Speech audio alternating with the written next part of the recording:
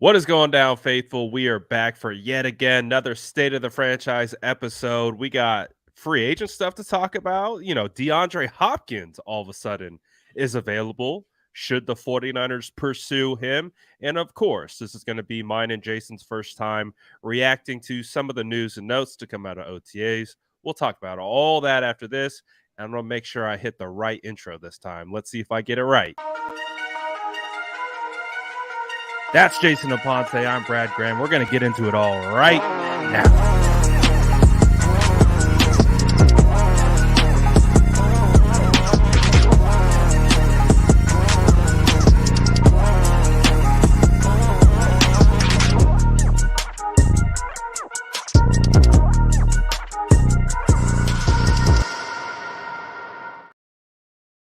Look at that, Jason. I got the right intro. It's going to be a good day, I think. Well, when you think about it, reps are important. And the more that you rep it, the more that you'll be ready once the season starts, Brad. That's what this is all about. Of course, and listen, mistakes are going to happen, right? But as long as you don't take an L, you just learn a lesson from it, then that's how we get things back on track. So, those L's, they're actually lessons. And so we've learned from our past mistakes. We got the right intro going. Shout out to the whole squad for tapping in. Obviously, you haven't heard from us since last Friday, and there's been a lot of stuff to happen. We got our OTAs, one open practice. So we got one kind of day to kind of keep us floating until I would say mandatory mini camp. I would assume that's going to be open to the media. And then after that, it's the dead period where 40 days off and then training camp is back. But before we get into that reaction, I wanted to get your take on DeAndre Hopkins becoming available. The Arizona Cardinals didn't wait for the post June 1st cut date. They said, you know what? Screw it. We're not going to wait. We're just going to cut you now. We're going to take on all that money and we're going to set you free. Well, what's your reaction to that whole situation? The Cardinals are a strange organization. Um, some would say poverty, some would say clown show. I mean, $22 million in dead cap space. For what? And why? Why would you be in such a rush to get him off of your team and make this move and not even have it be good for your team in terms of salary cap? Like, the ramifications of the roster is one thing, but my goodness, incurring 22.2 dead cap $1 million when you could have just waited a few more days or designated it for June 1st. Brad, I have to say, man, I would usually make fun of a team, but I'm genuinely flabbergasted by this move. It is crazy, right? Because it was a business decision. I don't necessarily mind that the Arizona Cardinals are going to release him because obviously it's been discussed for quite some time about a potential trade. Like it felt like that divorce was coming, but there's a way in which teams typically go about it, right? You want to make sure you're making the best business decision for your team at the end of the day, and this didn't feel like that. And you talked about it. The dead cap is going to be there. I think I saw what was it? John Chapman tweet out that the Arizona Cardinals are going to be paying DeAndre Hopkins more money to not play for them than the 49ers are playing for both Debo and Ayuk. It's kind of crazy, right? Like, now, and we understand the post June 1st designation and what that means typically. And if you aren't aware, and Jason maybe can elaborate even more, it's just like there's this June 1st date that all teams have to wait where certain contractual things like initiate. It sometimes affects dead cap space and things like that, where if say you were to cut a certain player just like DeAndre Hopkins before June 1st, you take on all that cap.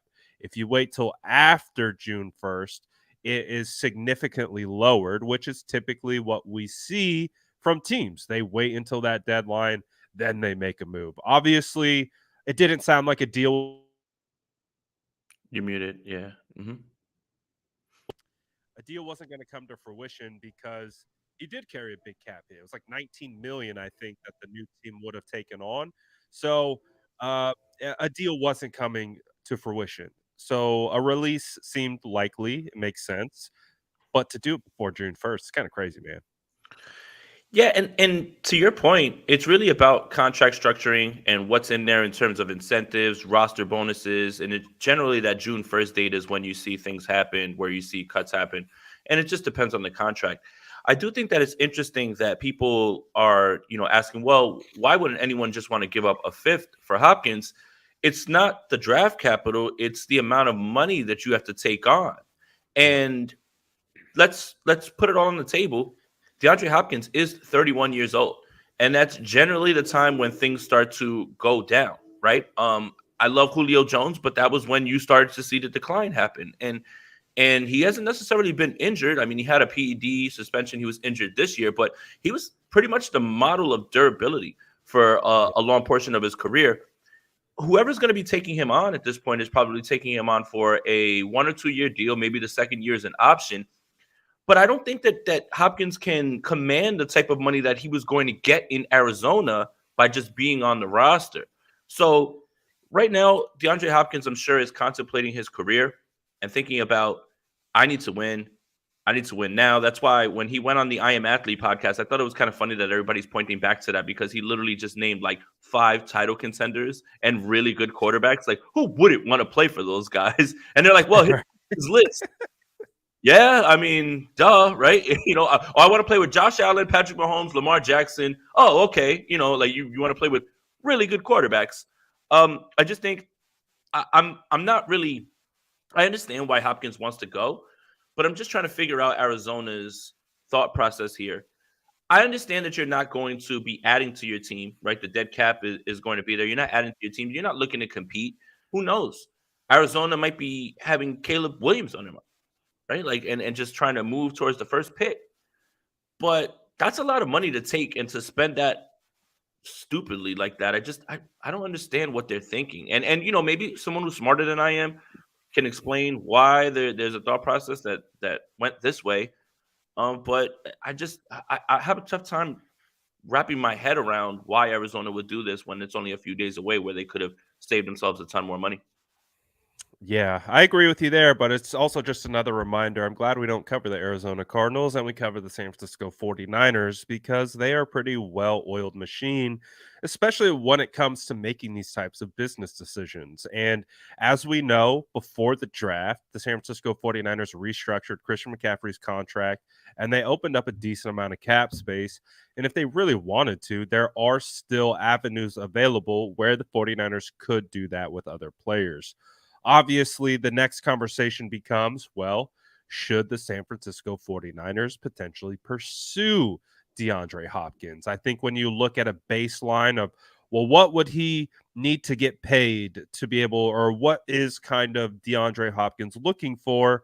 I think I would have to point to OBJ's contract with the Ravens. I think the 1 year, $15 million guaranteed with another $3 million in incentives.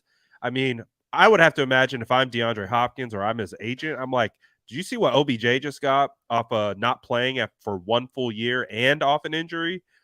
I think I could get that maybe even more. So that's probably where DHop is looking. If he can get a 1 year in that range, maybe incentives built in.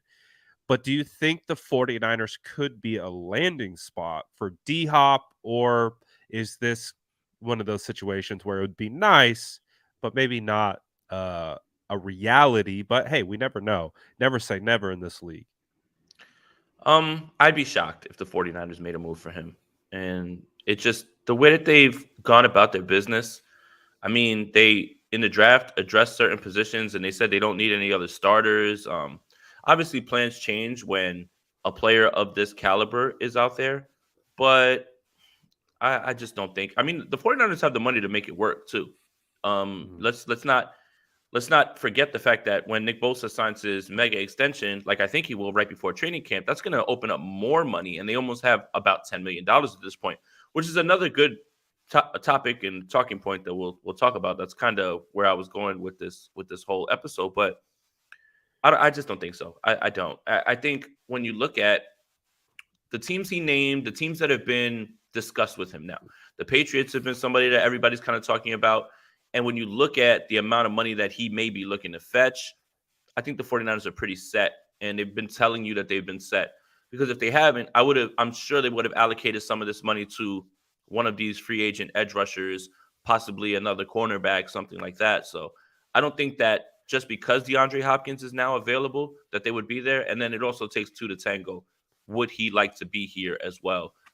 If the Chiefs are going to be in the market, the Buffalo Bills are certainly going to be calling at least. So Mhm. yeah, he's got some competition. I can see the New York Giants being a team that could use him. They have a stable receiving core, but they don't have an alpha.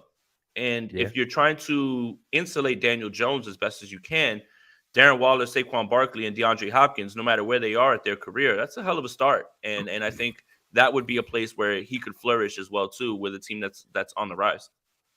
Yeah, maybe even another kind of outlier, maybe the Jags. You got Christian Kirk, Zay Jones. You put again him as the alpha.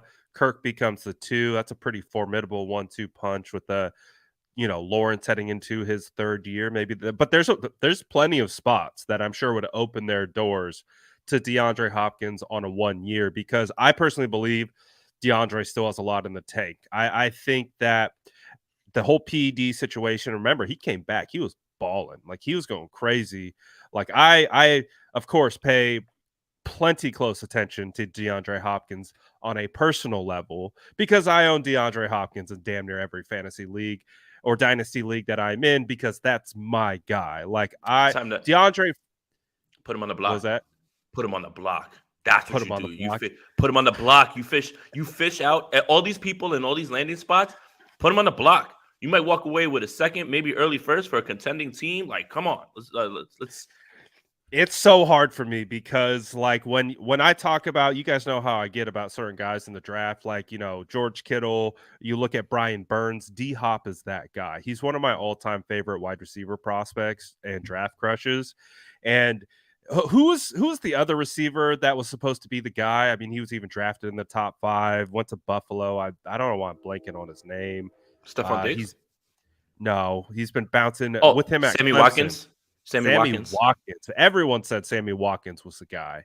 And for me, it was like I think that's how like I grow even more of an affinity for prospects when people discount them and I'm like you guys are crazy. How do you not see the talent? So D-Hop's always been my guy.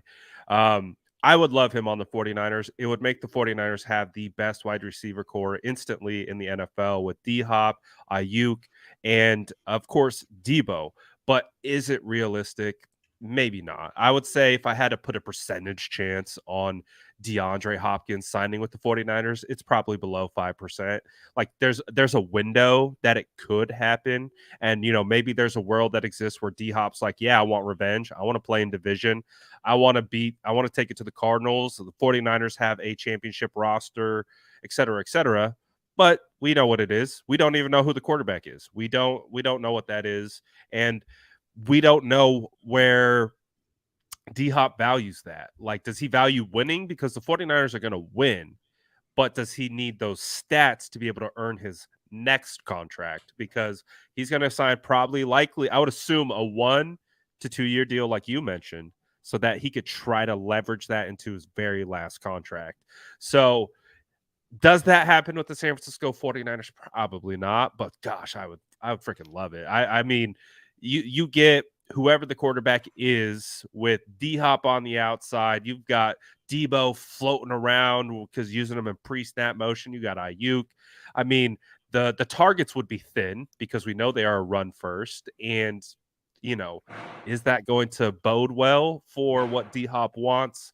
But at the end of the day, like in a fantasy world, in a Madden Dynasty or like a Madden franchise, fantastic move, slam dunk. In reality, probably not, right? Like probably not. But we could dream. I can dream. I can dream of I've always wanted D-Hop on the 49ers. So I would love it, but I do recognize that the likely outcome is low, right? Yeah, that 5% is basically us saying anything can happen. But I think 100%. that's all that 5% is. That's Realistically, all that is.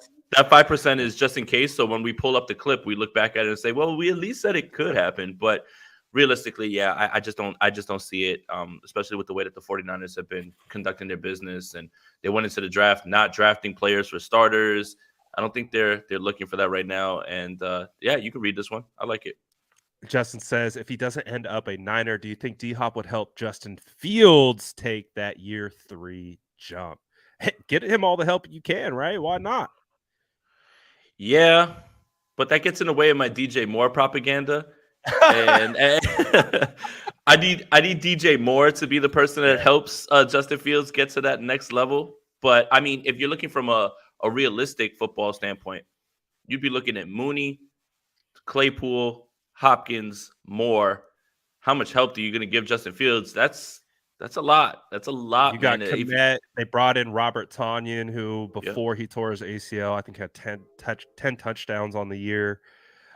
So listen, man, I'm all for it. Surround Justin with as much talent as possible and watch Justin thrive. Like you guys know, we both believe that Justin's going to have or has the potential at least to be one of those upper echelon quarterbacks, but it'll take some time. But hey, you get a guy D Hop, and you don't need to be pinpoint laser accurate. You just throw that thing up. D Hop's coming down with it. That's his MO. Like then that's why he got knocked, because he wasn't a fast twitched wide receiver. He knows how to win his way, and you throw the ball up. He's got probably the best hands in the NFL, or he's considered in that conversation. So it would be interesting. Brian says D Hop Watson reunion. Um, could be. They have a pretty strong wide receiver core. They traded for Elijah more, Moore, more. and they already have what's his name, the former Raider Amari Cooper, to Dallas, Amari Cooper, and then man, I'm forgetting everyone's name today. I Donovan know Peoples who they Jones, are. Donovan Donovan Peoples Jones. My goodness. David and Njoku. So again, D Hop is going to make anyone's roster better. I Tillman truly too. believe. I still, and they got Tillman out of Tennessee. I think they have. I still think D Hop's got it. So I'm not Yeah. ready to call him washed yet. He's Mhm. definitely hitting that point, though, like you mentioned, where you can get washed very quickly. But I still think he has that opportunity. How fast do you see D Hop getting signed? What do you think about that? Sooner than later. With OTAs, you want to get him in as quickly as possible into your building to integrate him into the offense and to build rapport with whatever your quarterback is. If it's Chicago, it's imperative that you get him in immediately. Just for argument's sake, Chicago, get him in there, make sure that he can build as much rapport with Justin Fields. Could you imagine a three wide receiver set of Hopkins and Mooney on the outside, and you run DJ Moore in the slot? It just that's havoc. That's havoc because if DJ Moore had a full time role in the slot, he's the best slot receiver in the league, and that's And you that's keep just a him close safety to blanket. Justin Fields and allow Safety Justin blanket. to just boop, boop, boop, boop. Oh, deep up top. Good And then, God. Claypool, he's But he Claypool can be the guy that Kyle wanted Jalen Hurd to be for them, oh, and what like exactly. have him, line up at tight end, run those jet sweeps, have him line up at fullback maybe at times, get really creative with him, and that takes a lot more pressure off of him to be like the guy in terms of living up to his draft capital, all of those things, and what they traded for him. But it just the more help you give Justin Fields, it's going to help. But I'm just envisioning three wide receiver sets of Mooney, Hopkins, and DJ Moore. And just I don't know how many people would be, as long as Justin Fields takes that leap, I don't know how many people would be equipped to stop that. Yeah. Feels like Buffalo would be a phenomenal landing spot. For sure. You pair him up with Stephon Diggs, and, Gabe, and then he would instantly become, the way they complement each other, I think would be really, really good. Obviously, they're making a lot of core connections to the Patriots. I wouldn't go there necessarily if I Bill was loves D him. Hop. I Bill know, loves I know him. Bill they love loves each him. other, Yes. but they don't seem like they love Mac Jones. And if you're talking about Bailey Zappi being your quarterback one for half the season, Brad, I don't. can I put on my tin? Can I put my tinfoil hat on this crisp haircut that I just got? Who's their Please offensive do. coordinator? Oh. It's, the guy who traded him. Bill O'Brien. So, do you Bill think that O'Brien. would What does that sweeten the make deal? for a reunion? Right. Does that sweeten the deal, or is it he knows how to use Hopkins? Hopkins' most productive years came under Bill O'Brien, That's a good also with point. Deshaun Watson. So just throwing it out there. And the thing with DHop is he is quarterback proof. I mean, that has been Yep. one of the things about DHop is like Yes. before he went to Arizona, he had 11 quarterbacks and Yeah. he had 1,000-yard seasons like clockwork. That's why DHop has been an anomaly. It doesn't matter if it's been an XFL quarterback, he has been able to produce regardless. So that's an interesting point because I don't know. Does the Bill O'Brien thing make it a reality or make it not a reality? Because that's the guy who ultimately traded him, and that would be interesting, though. Mhm. I would pay to see that happen. I But have a meme brewing in my head for Twitter. What is it? The from I'm sorry, whatever, something. Thank you for not speaking. That meme where he's like, "How you doing?" He's like, "I'm great." He was like, "I hope you have a great week." He goes, I hope your whole month is fruitful." He goes, "Oh, you hope my month is fruitful." And like that, that's Bill O'Brien and Hopkins when they see each other in the in the locker room. but anyways, like obviously, looking in division, Seattle doesn't make sense. You know, they just got JSN, they got Metcalf, they got a pretty solid wide receiver three They do. trio. Doesn't make a ton of sense for them to for him to go to the Rams and vice versa. They just feel Same thing like with the Cowboys. there's too many pieces, right? The Cowboys Uh, just traded for Brandon Cooks. they got Gallup. It sounds like Michael Gallup in t-shirts and shorts is recovering from that injury as well. Obviously, you have CD. So Dallas doesn't feel like Dallas feels like a landing spot because Dallas is known to just sign talent. Like it doesn't matter. Like just go ahead and just even if they have an abundance of it. So I could understand that point, but they traded for Cooks. I think that's what they addressed the position. And if Gallup is fine, they're fine with those three. I would say D Hop right now is a upgrade over Gallup, but I still think Gallup has potential as well. So Mhm. there's plenty of spots. I mean, I think the original question was, does he sign fast? And I think the point that we're getting to is if you need a wide receiver, if you have any questions at wide receiver, that's probably you're calling his agent right now and you're asking, Yeah. all right, what's it going to cost to get you in our jersey? So My biggest fear is the Philadelphia Eagles find a way to bring him in, and knowing what how he's cooking over there, I wouldn't put it past him. And I agree with you. That would be terrible. that's the worst idea. That's the worst idea. Like I don't care about him going to Kansas City. We'll cross that bridge if we're in the Super Bowl. I don't care about that. I don't care about Kansas City. I don't care about Buffalo. That's the AFC's business. Right. Worst case scenario is Philadelphia finding a way to sign him. And good lord, oh my AJ goodness. Brown, D Hop, and you move Smith into the slot. Yikes.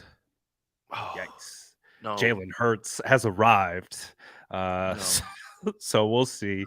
no. But anyways, you know, Jalen Hurts balled out year three. We're crossing our fingers as you know fans of Justin Fields that heading into year three that he's gonna be able to ball out. The Mhm. 49ers have a quarterback heading into year three, and he goes by the name Trey Lance. And you like that transition there? That's pretty nice. It was. We also have, of course, Sam Darnold in the mix. We got our first look at these guys at OTAs. A ton has been made about Trey Lance's throwing mechanics. Just a ton has been made about Trey Lance in general. I'm not breaking any news to you. What is your kind of first reaction to seeing from what you've seen, you know, the quarterbacks, the all that stuff? Like, well, what is your overall take? React to OTAs. I have boring takes when it comes to this. Uh, Look, t-shirts and shorts, no offensive line, no defensive pass rush, no Debo, no Ayuk. You're throwing to second and third team guys. The whole first team reps thing, I think, is a little bit overblown. And if you don't believe me, listen to how quickly Kyle Shanahan destroyed that narrative. Like Kyle went out of his way in that press conference to make sure that if you were excited about Trey Lance taking first team reps, that you walked away troubled by that statement. He was, does it matter? No. Literally, first word, no. Like just so. And then the other thing is, to be objective, I still believe that Trey Lance, if there was some sort of competition, even though all indications and everybody's speaking Brock into week one, and this makes this whole discussion moot. Sam Darnold's still behind, in terms of where he is learning the offense. Trey Lance has a leg up in that way. It's hard to just get excited about one day of OTAs and make victory laps and take any of those things because there's no pass rush. The only thing you're really going to hear about is receivers and corners. And of course, everybody looks good with their new throwing mechanics when no pass rush is bearing down on you. I think Kyle echoed some of the things that I've been saying about the revamped mechanics. And when the pads start popping, do you revert back to what you know? And how hard is it to unteach the things that you've learned for how many years? How many times does it say for you to build a habit? I believe it's 8.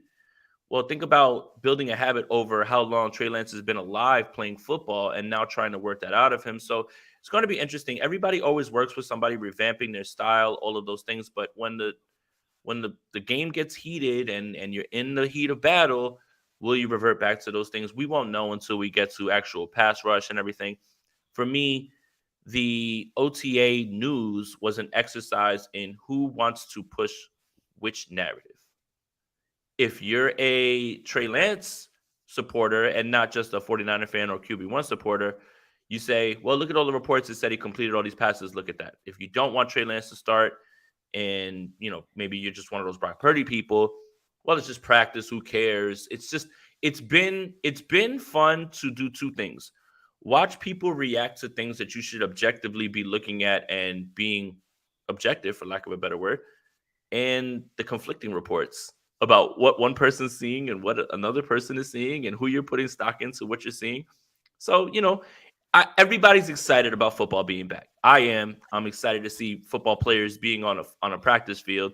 But it was one day of OTAs. It's just funny to me to see the grand proclamations and the victory laps that in a few months will probably look crazy. So, I mean, instead of, and I know I'm giving a boring answer. Everybody always wants, I drew my line in the sand. I planted my flag. I told you. Okay, fine. But you're just not going to get that from me. I thought you because were a that's content silly. creator, Jason. I thought you were here to steer it up. Nah. I'm boring. I'm one of those people that likes to take in information and continue to evolve my opinion. I have predictions, and predictions are just that, but I'm not rigid to those predictions in the face of new information. Yeah. No, it was funny because I think for me, OTAs, it's a great baseline, right? We're trying to set the base that will help us kind of understand where we're at training camp. Because training camp, I think we both agree that's where the bullets are flying. OTAs, to me, it's just a glorified walkthrough period with everything. There, like you said, there's no pads. Pads are the great equalizer in all of football. You can look phenomenal without pads. It's when those pads go on that separates the dogs from the puppies, and like being able to sort that out. So we both agreed there. It was funny though, because it's always about putting out the baseline, and the baseline was that Trey was taking first team reps. I put that tweet out, and the quote tweets on it were like, Sam, you Sam Darnold truthers are done. I'm like, to be honest, it's really not newsworthy. The only thing that would be actually newsworthy is if Sam came out as the one ahead of Trey. It was just like, hey, Trey's coming out and he's leading warmups against Sam, as he should. The people, like my quote tweets, if you go back, it's just Sam's cooked. I was like, I saw a few of those too. Dude. Maybe I was told they would split. Dude.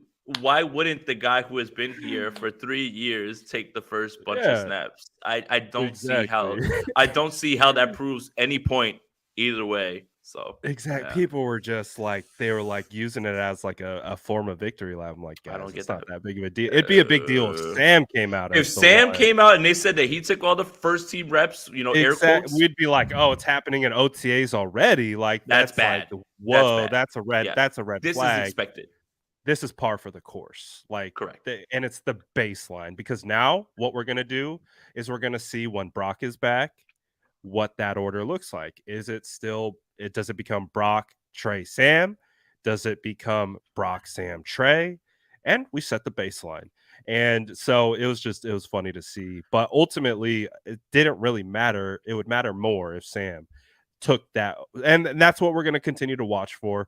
We're going to continue to see in training camp because obviously there's still a lot of conversation and noise coming out, whether it's people close to the organization or outside of it that still believe Sam has a shot to jump Trey. And so that's just basically where we're at. We are in a quarterback heavy situation, and so everything's going to be overanalyzed to the nth degree, just like Trey Lance's throwing mechanics, which I think we can both agree they look much different, especially Yes. if you go back in time to each OTA or each training camp. But your point is exactly the same as mine. None of that matters until Javon Hargrave and Nick Bosa get a free rush because they just whoop whoever they beat, and Trey's got to get that thing out in a hurry. What happens to his mechanics then? That's when you judge mechanics. Like, we can say in a nutshell right now, yeah, it looks good, but which is one step. It's the step in the right direction. The confirmation is when it's time to go, and then we'll understand how much it has been improved and how the muscle memory has kind of came around that and what that looks like. So we're not out the weeds yet, but we are taking incremental steps in the right direction. The next step will be training camp, and to see if that has translated to real football, like actually threat of getting hit and what that looks like. Correct. I think we're on the same page there. Brad, I have a question. And before I get to that question, we're at the 30-minute mark. Make sure you like this video, subscribe to both channels, hit that notification bell for when we both go live. Also, I'm probably throwing out a best ball draft on Underdog. Make sure that you deposit up to $100 on Underdog and use the promo code Aponte to double that deposit. Best ball draft going down tonight. Once we're filled, we are going to be drafting.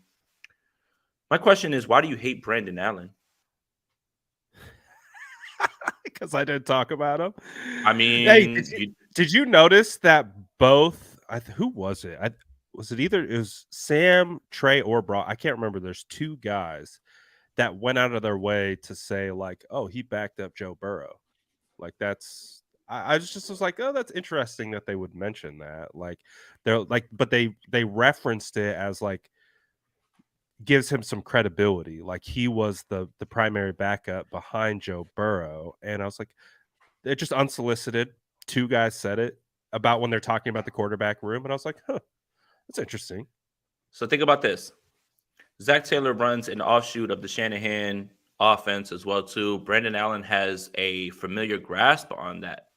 So that's Mhm. something that, again, I'm joking about, right? And again, all of this becomes moot if Brock Purdy's ready for week one because he's the starter. And there's no question. If anybody had any doubts, the only thing that you can say now that is in flux is whether Brock is going to be 100% to start or be 100% the guy that you saw last year. Possibly, again, range of outcomes. Don't want this to happen. Probably not likely. In the event that Brock regresses, now you have two other options that you feel at least somewhat confident in. But it is a good point to bring up about Brandon Allen, right? And let's just say we live in a world where Brock Purdy's not ready for week one.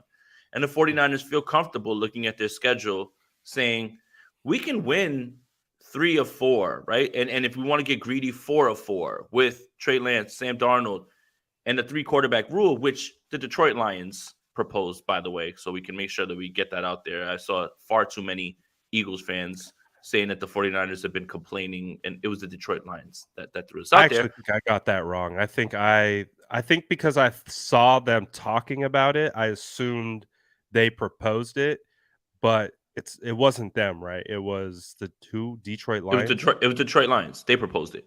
So the Detroit Lions proposed it. So if the 49ers feel like we are more comfortable with Brock Purdy coming back because, week 1 is a winnable game in Pittsburgh, week 2 very winnable game against the LA Rams. You don't have to rush the young man, but Brandon Allen has a place on this roster as the third quarterback. That's not if Brandon Allen, let's say the third quarterback rule was here, and I kind of want to talk about this real quick too, because I saw a big outpouring because Travis Kelce said something about it. And again, he was complaining about the 49ers about it. Just remember this. The NFL didn't pass that rule because of the 49ers. The NFL passed that rule because the NFC Championship was largely destroyed when there were no competent quarterbacks for the 49ers. Do not get it twisted. The NFL is protecting their product, and they do not want to see that happen in the game that's the biggest game before the biggest game. So let's get that clear. But if They Brandon lost a lot of Allen, money. they lost a ton of money. I mean, you know how many people tuned out of that game once Josh Johnson went down and you knew Brock Purdy wasn't able to throw the ball? Why would you keep watching that? The only people that watched that game in its entirety were 49er fans trying to just torture themselves and Yeah, Philadelphia Eagles fans. That's it. yeah, So, yeah. but if Brandon Allen was the third quarterback after, let's just say, in a world after Josh Johnson, I'm not saying Brandon Allen would win that game, but that game would be easily much more watchable. You would still at least be able to say he can throw the ball. And if he throws a screen to Deebo Samuel and he runs through the defense and scores a touchdown, you at least put pressure on their offense and you give your defense a breather. I'm not saying that third quarterback would have changed anything. It's highly doubtful that it would have, because usually a third quarterback, especially at that time of the year, is of a Josh Johnson's ilk. They're not good quarterbacks just sitting around on the couch waiting for a call. This isn't Keanu Reeves and the replacements. But it is important to understand that the third quarterback rule was because the NFL did that. And if Brandon Allen is going to be here, it would be because they feel comfortable enough with what they can do on offense with Trey Lance or Sam Darnold, whoever it is. So I think that's an interesting point when it comes to Brandon Allen. I can't believe all this quarterback talking. We just spent 5 solid minutes talking about Brandon Allen, man. Honestly, I don't think he's not like a normal backup. Like, we No, have him as the 4. He was the primary backup, right, behind Joe Burrow. If Joe he Burrow was. went down, it was Brandon Allen who was going in. Now, he doesn't have a ton of starting experience. I think he played in like 9 games or something like that. So it's not like we have a guy with all this playtime experience in the world that we know we can confidently rely on, but teams have relied on him in that capacity, in that backup role. And if he's coming in as our 4th, that's a pretty good. I mean, it's another situation where the 49ers are insulating themselves with a ton of quarterbacks because of one, the situation that has happened and how it's going to continue to progress. Mau, I think is how you say it. It says Lance, Mhm. no. Purdy, hell no. Sam, I love watching people put things into neat little boxes. It's a 17-game season. Get ready. We don't know ish. And that's I agree with that. I don't think we know a whole lot about what's going on. Like, we can hypotheticalize as much as we want, but 49ers really only know what they got cooking over there. And I understand this is a time where it's dead and people are flocking to whatever content they can grab. And the more entertaining content are grand proclamations and why this will work out. I understand that. I I'm in the business of entertaining. I am 100% because I understand that goes hand in hand with information. There's people that can give you a ton of information, but you can't even stand to listen to them. There's people that are super entertaining that won't give you any sort of information, but you're entertained by them. I mean, look at the way sports talk is. First Take, Skip and Shannon, right? Like, that's very entertaining. It has its value.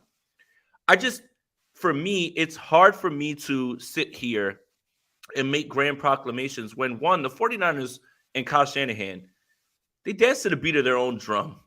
And they really don't care about whatever is being said. And when I speak to people who either cover the team, closer to the team, They're all saying the same things. It will be decided on the field. Make whatever proclamation you want to make. I'm not telling you not to. That makes for entertaining conversations and it makes for entertaining content. But just know that what you're making is in the face of anything can happen, and you should be able to tweak whatever it is that you're saying with new information. And I've said this 1,000,000 times. I'm going to say it for the million and first time. Most people are interested in being right and not getting it right. And Right. I'm starting to learn that as best I can as I continue to go on with this. And it it just feels like people are setting themselves up for disappointment. You know what I mean? It's like it's not like you said, it's not entertaining to be fluid. It's not entertaining to be a ranges of outcome person. It's not understanding like, well, we could see multiple things happening. It's like, no, this is what's gonna happen. I'm gonna beat that drum. This is what's gonna happen. And then when it doesn't happen, it's like, oh well, okay, on to the next. It's just kind of rinse, wash, and repeat until you get it right. And then when you get it right, we start pulling the receipts. You know how that goes. I got it And right, baby. and the other thing is, Brad, is whoever it is that is banging whatever drum will find a way to weasel out of the fact that they have been saying this and this and this and this, right? Because like let's just say you've been banging the Trey Lance over everybody thing. Well, he wasn't given a fair shake. Did you listen to this and or if you were beating the Sam Darnold drum? Well, he showed up late and obviously they wanted Trey to play. Everyone will always find a way to rationalize why their prediction didn't come out right, as opposed to just being able to say, I made a prediction. This is what I thought was going to happen. This is what actually happened. This is where I got it wrong. That's the hard part. That's the hard part. Yeah, definitely. And I think, as we see, the 49er situation with the quarterback is going to continue to be fluid. I think what like I like had a realization I think the other day, like earlier this week on stream, because I've been doing this thing where like again, I'm kind of like you. I'm just tired of talking about the same quarterback situation over and over again. I was like, let's watch the tape. Let's watch Sam. Let's watch Trey. Let's watch Brock. And let's go into the I don't care. Let's just let the tape speak to us. And just really after getting through it, man, it's like, Trey did struggle. Like against that Texans game. And again, I remember that Texans game. I'm like, oh man, we saw a lot of glimpses of hope. We saw some good throws. We saw this. But it was like, man, after stacking the three back, because I watched Miami. So that was Brock's first real game, and he got thrown into the mix. And we know what he did the second week. He obliterated the Tampa Bay Bucks. I mean, looked like a 5-year vet at that point. So I was like, okay, how do we stack these things just objectively? And when you were looking at Trey's second start versus Brock's first play time, and like I watched them back to back and outside the emotions of being in the moment, I was like, okay, I see it. Like I see why they're leaning towards Brock. Brock just has this processing level that is it's so much higher than Trey was. Like obviously they're not equals. There's a bit of an apples to oranges comparison, but if you're looking at through the contextual lens of that was Trey's second start, this was Brock's first real, like you could see the processing differences and it was glaring. And so for me, it was like, okay, I understand. And then you add on the fact that Brock has won 8 games, right? And wasn't perfect, still has opportunities to get better, but I could see why Brock is kind of the leader in the clubhouse right now. So that got me thinking, well, what is the plan for Trey? Because if Brock is the guy and he's earned that right, regardless of where he is drafted, Trey's 5th-year option is right down the street. Yep. It's right down the corner. It's Yep. it's right there. He's heading into year 3.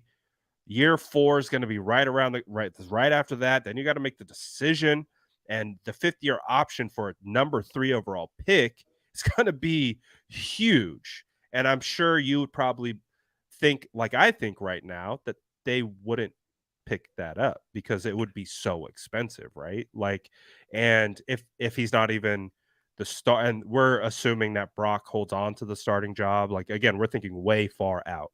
Mhm. Hypotheticals about this quarterback situation, which is what we're consistently forced to talk about. But like, is that a real thought process for the 49ers? Like, do they have to start thinking like Trey's clock is running out? And if we do believe in Brock that much, do they have to start thinking 2 steps ahead right now with Trey? Do you think that is a possibility? And that goes back to why Sam Darnold is here and Brandon Allen is here. Do you think they're thinking like that? Well, to your first point, because I wanted to comment on this because you talked about watching the film and letting the tape speak. And objectively, that's what you should always do. Anyone can cherry pick plays to fit things that they believe. You shouldn't walk into watching anything with a preconceived notion. That's how you get caught cherry picking only the plays that fit. If you objectively watch things, you can say Brock Purdy is executing this Kyle Shanahan offense at a level that we have not seen yet from anyone, including Jimmy Garoppolo. And you can also say there's still plays left there on the field, and there's some room to grow, and there are things that he needs to clean up. All of those things can be true. And if you watch the tape and you go into it with, I'm only going to look at the good plays and ignore the things that he can work on, that's when you find yourself looking for narratives and trying to perpetuate your narratives. In terms of the fifth-year option, which was what your original question was, Brett, Rich Eisen, who I think the world of, got a chance to talk with him at the combine. Remember when you didn't go that day to the steakhouse, but he was there. And I said, Rich, hey, big fan. I didn't mean to date him, but I told him, I was like, I've been watching you since I was a child, on SportsCenter and everything. And I was like, it's a thrill to meet you. I was like, can I ask you about the 49ers quarterback situation? Now, you have to remember, this is at the combine. When John Lynch just spoke, there's still no clear, definite timetable for Brock Purdy or what the injury is going to be. And I asked him, is Trey going to play? And he said, well, I guess he has to. And I really believe in the kid. Now, fast forward to 2 days ago on his show, he talked about if Brock is ready, week 1, and they feel that he's at the same level that he was last year, then that would put Trey Lance firmly in the trade discussions. Again, you would need an injury in training camp or something like that. And he brought up what you just said about the fifth-year option. For the people that don't understand, the fifth-year option is for first-rounders only. And or first and second rounders, I believe, right? Because Brandon Ayuk went in the first. So first-rounders. And depending on where you were drafted and your position, that's the important part. The fifth-round option tolls at a high level at the number 3 quarterback. So if Brock's the guy, prorated based on where you're picked. Exactly. If Brock's the guy, you don't have the luxury of picking up that fifth-year option to just have Trey Lance in case something happens to Brock. So it's a very interesting discussion. That's something where the thing that I pushed back the most with the Trey Lance trade rumors was that you don't know what's going to happen with Purdy. You still do have to see what you have in Lance. Why would you be looking to move him before the draft and still not know if Brock Purdy is going to be ready? So that just means you're just going to go into it with Sam Darnold and just say, we're fine if Brock's not ready to go. We're just going to go with Darnold and Allen, like those are your 2 quarterbacks. And the other pushback was the 49ers just watched how many quarterbacks get injured. And now you're telling me you're in the business of getting rid of quarterbacks before you even realize whether those quarterbacks will come back healthy. That's why none of that pre-draft trade Lance stuff was absolute nonsense. It was absolute nonsense. It did not line up with anything that the 49ers were thinking, and it does not line up with logic. Now, if you're telling me that Brock Purdy is ready to go, if you're telling me that they feel comfortable with Sam Darnold, and then you can hold on to Brandon Allen, then I think firmly Trey Lance becomes the player that teams aren't going to call about Sam Darnold. Teams aren't going to call about Brandon Allen. They're going to call about Trey Lance. Why? Because organizations are going to look at Trey and say, I can fix him. And then what Rich Eisen said was, let them make the decision about the fifth-year option. Let that be their call. So that's what makes this interesting. That's what makes that more interesting more than anything. So this is an interesting conversation in terms of that. And that's why the 49ers are content right now to let this thing play out, because you don't want to make a rash decision. God forbid Brock Purdy has a setback, or God forbid something happens to him in his return. And now you've just traded away a guy that you invested all this capital in because you believe something that wasn't certain. So again, it is an interesting conversation, but I do think that if they're confident in Brock, then I would think that the 49ers might start taking more calls, if that makes sense. Right, because it becomes a timing thing, like where we think like, oh, they have a couple years, and it's like, wait, well, if they don't plan on moving forward with Trey as your QB1, you don't want to be in a position to have to decline the fifth year, lose that extra eligibility on his rookie deal, and let him walk for nothing and then sign elsewhere, right? We talk about business. We started the show talking about business decisions with the Arizona Cardinals cutting DeAndre Hopkins pre June 1st. And we talked about how that was a bad business decision. In that same breath, we also talked about how the 49ers make very good business decisions, even though we look like a lot of fans look at football as entertainment, fun, uh, uh, just playing a game, right? It is that, but before that, it's a business. It is a business first. And this team has proven to us they are always going to try to make the best business decisions possible. I mean, look at Walsh, man. The dude traded Joe Montana because he was trying to get ahead of the floor falling out. And that's why he traded him to the Chiefs, right? And that's dude's right here. Like it's Joe Montana.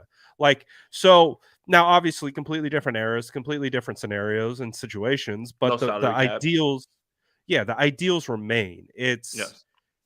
business driven moves, and I think the fifth year option is what puts that in a light, right? Like we don't have all this time. We really don't. We have maybe this year, really, and the closer you get to that deadline, the less any other team is going to want to trade for him potentially because they want to see the full body, right? They want to see, do we want to pick up this guy's fifth year option if let's say someone makes a move.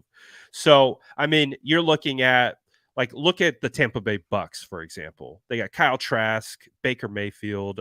That's going viral right now because these dudes couldn't even hit their tight ends in a layup line, and maybe that's a team that's like, Is that listen, true? you didn't see that?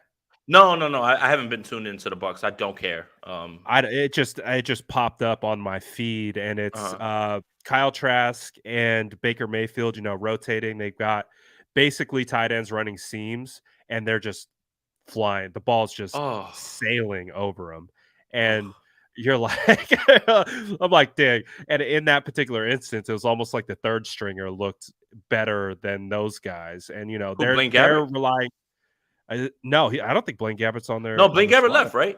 Yeah, he Yeah, left, he's right? gone. He's not I there. thought he signed with somebody else though. Like the league loves He's him. They not yeah, always but give he's him. not with the Bucks. Oh So the wow, Bucks are relying on Trask and Baker to fight it out, right? trying And to if get them they're Caleb sitting there Williams. in training camp, yeah, and they're like, this maybe Well, all doesn't, right, what I mean? So that's an this is just interesting.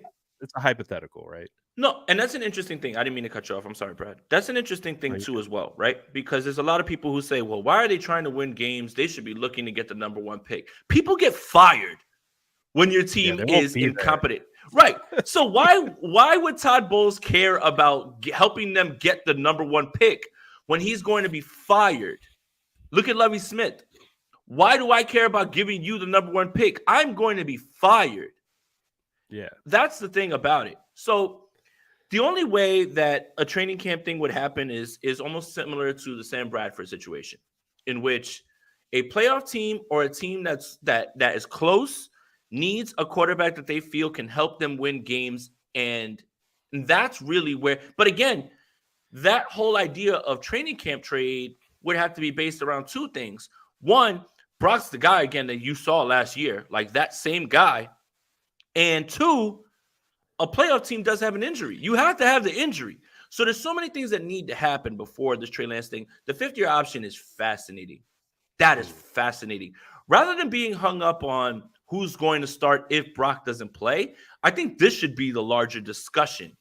How do the 49ers evaluate and maneuver in this situation when you pick up, if you don't pick up that fifth-year option, think about what they will say about that pick at 3. Think about what, if that hasn't already probably been said by certain people. Right. You move heaven and earth to move to 3. The young man plays 3 games. How is that not viewed as, and the circumstances obviously will dictate it. There's a lot of context in it, right? Like, it's not, oh my God, he's terrible, he's a bust. But the whole situation goes down as one of the biggest miscalculations, not just for the 49ers, this entire league. And I think that's where we are. A bad business decision. So the 49ers right now, they got business on their mind. This is that time of the year. It's time to get business done. Obviously, once you get into training camp and everything, it's time to hit the road. You're trying to win games. You're trying to put your team in a position to be successful. So that's going to be really think the driving force, if anything were to happen, is that it's a business decision at the end of the day. And if Brock is the guy, and that's truly where they're moving forward with, at least in the near future, and that's not Trey, they are probably thinking about what's the next step right now. And I think they have been thinking about that for a while. And it maybe something would have happened already if Brock didn't get hurt or have the UCL. Like, I think you said it Yes. months ago. Like, If Brock was ready Trey to would have been go, traded already. he would have been. However the season ends, whatever it is, how you believe, if Brock Purdy did not tear his UCL and was ready to go, no questions asked, I wholeheartedly believe that they would have already moved on from Trey Lance. Brought in Sam Darnold and brought in Brandon Allen and just rolled with that. I wholeheartedly believe that. The only thing that held that up was the uncertainty of the timeline of the injury and the recovery and what sort of surgery it was as well too. I will go to my grave believing that, and I think a lot of 49er fans believe that as well too. Brad, give me 1 second. I hear the little one. I gotta fix her real quick, and I'll be right back. But go ahead. I can hear you still. Absolutely. Brian says you guys should hire Jeff Christensen to help with your quarterback fatigue. Yes. Jeff, hit us up, please. Hit the DM. We definitely need that help. But again, trying to preface like what we're talking about, a lot of the fan arguments right now is like, is Trey going to be successful? I think the conversation needs to be, is Trey Lance going to be successful with the 49ers? I think Trey Lance definitely has potential to find success in this league. I do think it's going to take some time. I do think he needs, again, what we always say, he's going to need the reps. He's going to need he needs someone to believe in him and give him those opportunities. And that's where that whole like light bulb moment had. And I heard what Rich Eisen said today. I saw that clip today and I was like, it's like, that's crazy, because after that tape, again, stacking them together, I was like, dang, I'm seeing it. You know what I mean? I was like, I'm seeing it, because I really was trying to be objective. Like, I can go into some tape just like you said, and you're like, okay, I see why they did this. I can take the good plays and I could explain away the bad plays. And I was like, I'm not trying to do that. I'm just trying to let it. And I was like, okay, I can see the processing issues and the things like that. What Kyle probably drive Kyle crazy, right? And so the conversation that I had after that was like, I don't think the question is Trey Lance going to be successful this year, next year? I'm like, is he going to? I'm almost starting to believe that Trey's going to find his success on another team. I'm not sure if that window is actually going to open up. Like, we have so much quarterback fatigue, just like Brian's talking about, and my brain is like, oh no, they're going to give Trey a shot, and then I'm like, well, wait a second, they're gonna give Sam a shot. I'm like, wait a second, Brock. I'm like, my brain when it comes to this, because I'm a range of outcome person, so I'm like constantly like, oh, I see this range of outcome, that range of outcome, and there's so many ranges of outcomes that they start like blending together. But then I'm like, I'm trying to take myself out of that range of outcome, and I'm like, well, I still believe Trey can be successful, but is he going to be successful with the 49ers? That is now my new question is it going to come with the 49ers, or is he going to find that success on another team that, say, maybe trades for him and builds that environment of belief around him that you and I have been talking about since his rookie year training camp? So I don't think we're out the weeds yet with this trade thing. I don't think we're out the weeds yet. Well, it'll be fascinating to see how ultimately it plays out, but I think for me at least, it's an evolving process. Like, we're so narrow-minded right now because that's how we kind of think. We take it a year at a time. We know organizations don't. They're charting it out. They've got years. They know when the salary caps are being initiated and fifth-year options need to be picked up and extensions need to happen. So Parag out there. Parag's out here cooking the books, so he knows. They know, and they have to So- make businesses. Soccer legend Parag, right? Isn't he taking care of Jed's team?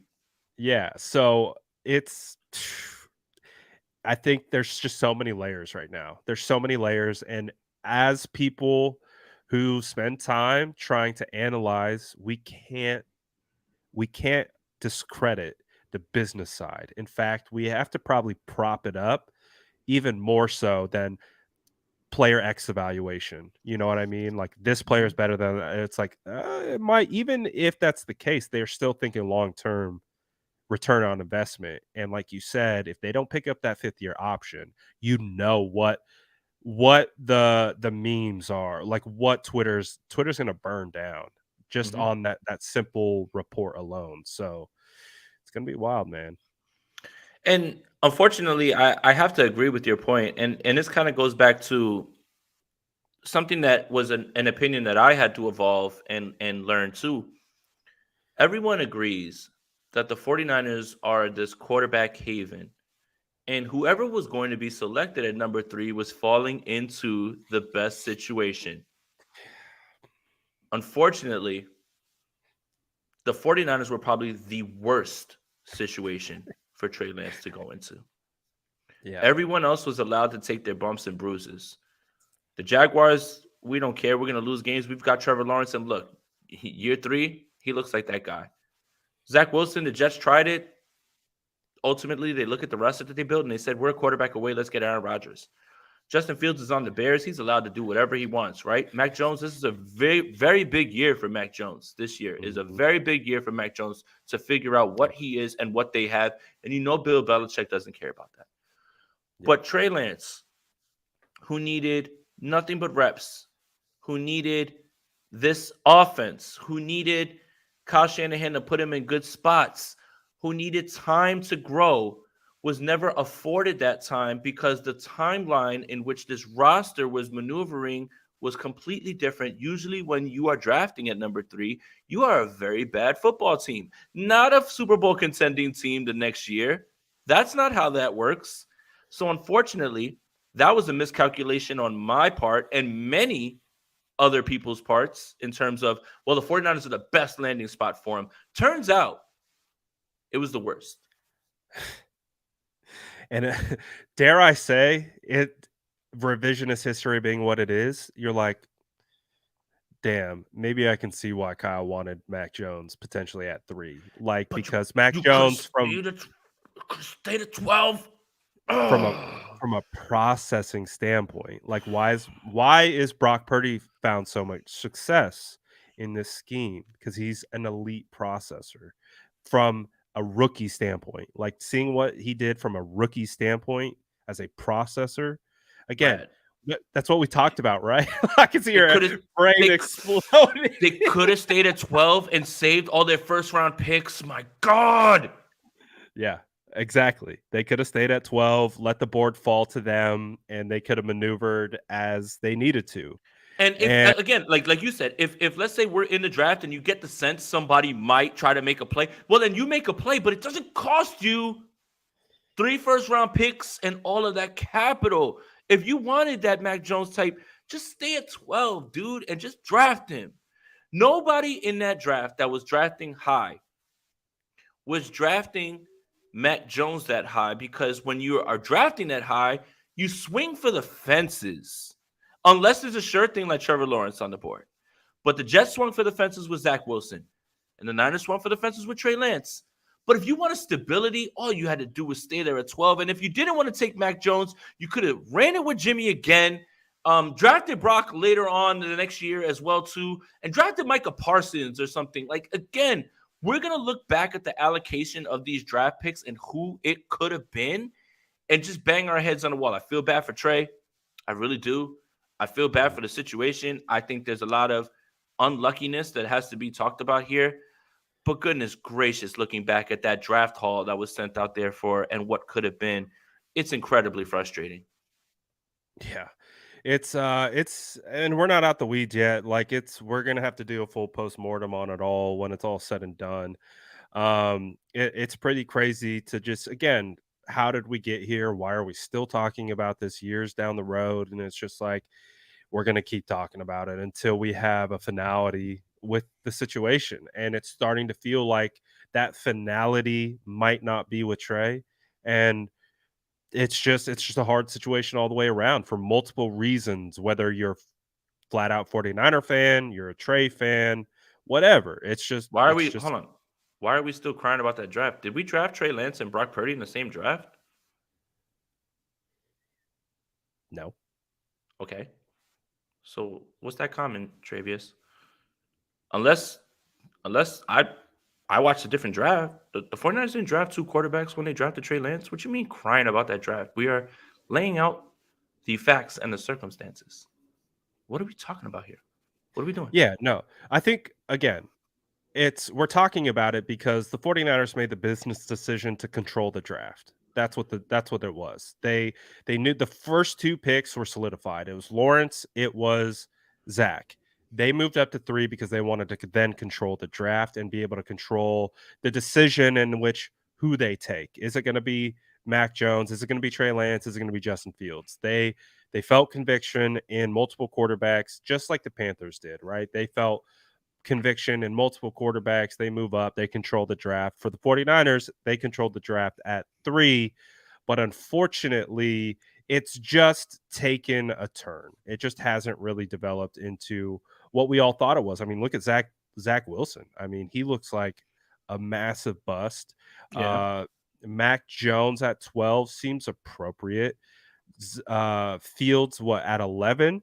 Like seems appropriate. It's just that's how you have to evaluate, right? You evaluate 3 years out. And as much as we wanted Justin Fields, does maybe even Justin Fields being here at 3 change things? I don't even know if that's certain either. And I think that's a larger conversation to be had about the way the quarterback position has been evaluated under this regime. I still think Jimmy starts even if they drafted Justin Fields. I And think Justin it's almost the same scenario. and But I Justin think probably was ready to go a little bit earlier, like I would say, right? Like you would think I that would say he was a little Justin more was ready. Yeah. I think he was better prepared to handle that situation. I think Yes. Trey wasn't prepared to handle that situation. And the other thing is with the way that they utilized Trey, Justin would have been more equipped to be faster and hit the edge. He's obviously a better runner than Trey. I'll say that. Yeah, he's a better runner Yeah. than Trey. So Yeah. while he's developing the throwing and all that stuff, they would have been able to run him and run that zone read, and he would have been able to give people fits. Now, would he have gotten injured? I'm sure, people would have their opinions about that. I understand that 100%. But remember, Justin Fields actually played football for years and years. Trey had a whole year off, and then you look at the level of competition. Again, it doesn't matter. It's all moot at this point. I know, Brock Purdy, I mean, it's good to just have a discussion, but Brock Purdy is we're lucky as an organization that Brock Purdy played as well as he did. Because if he didn't, and Jimmy walks, and now you're just rolling with this now at this point, you still don't have an idea. I think, again, we all believe in the upside of Trey. We all do. Mhm. But upside is just that. It's unrealized potential. At least we have somewhat of a sample size with Brock, and he's still a Yeah. safety net.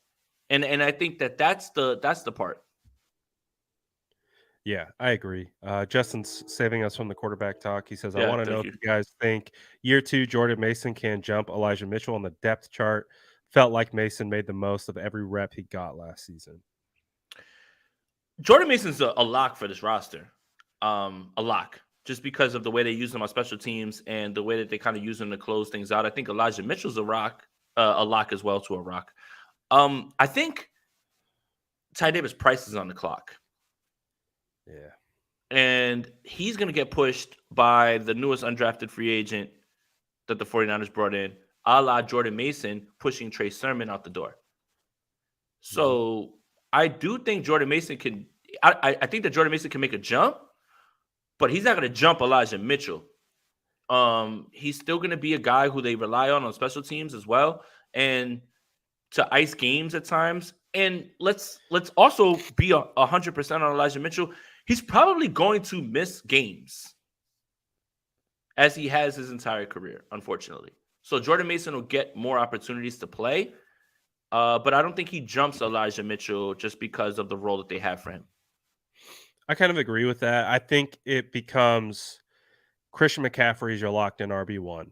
I think it becomes Mitchell is 2A, Mason is 2B. I think he gets more opportunities this year opposed to last year because remember, we were like, man, what is it going to take to get Jordan Mason some carries? Like it was to the point where we're like, the 49ers had games won and they're running CMC in between the tackles. We're like, what does it take to get Jordan Mason some of that run to one, protect CMC and just let Mason get some shine, like let him get some run.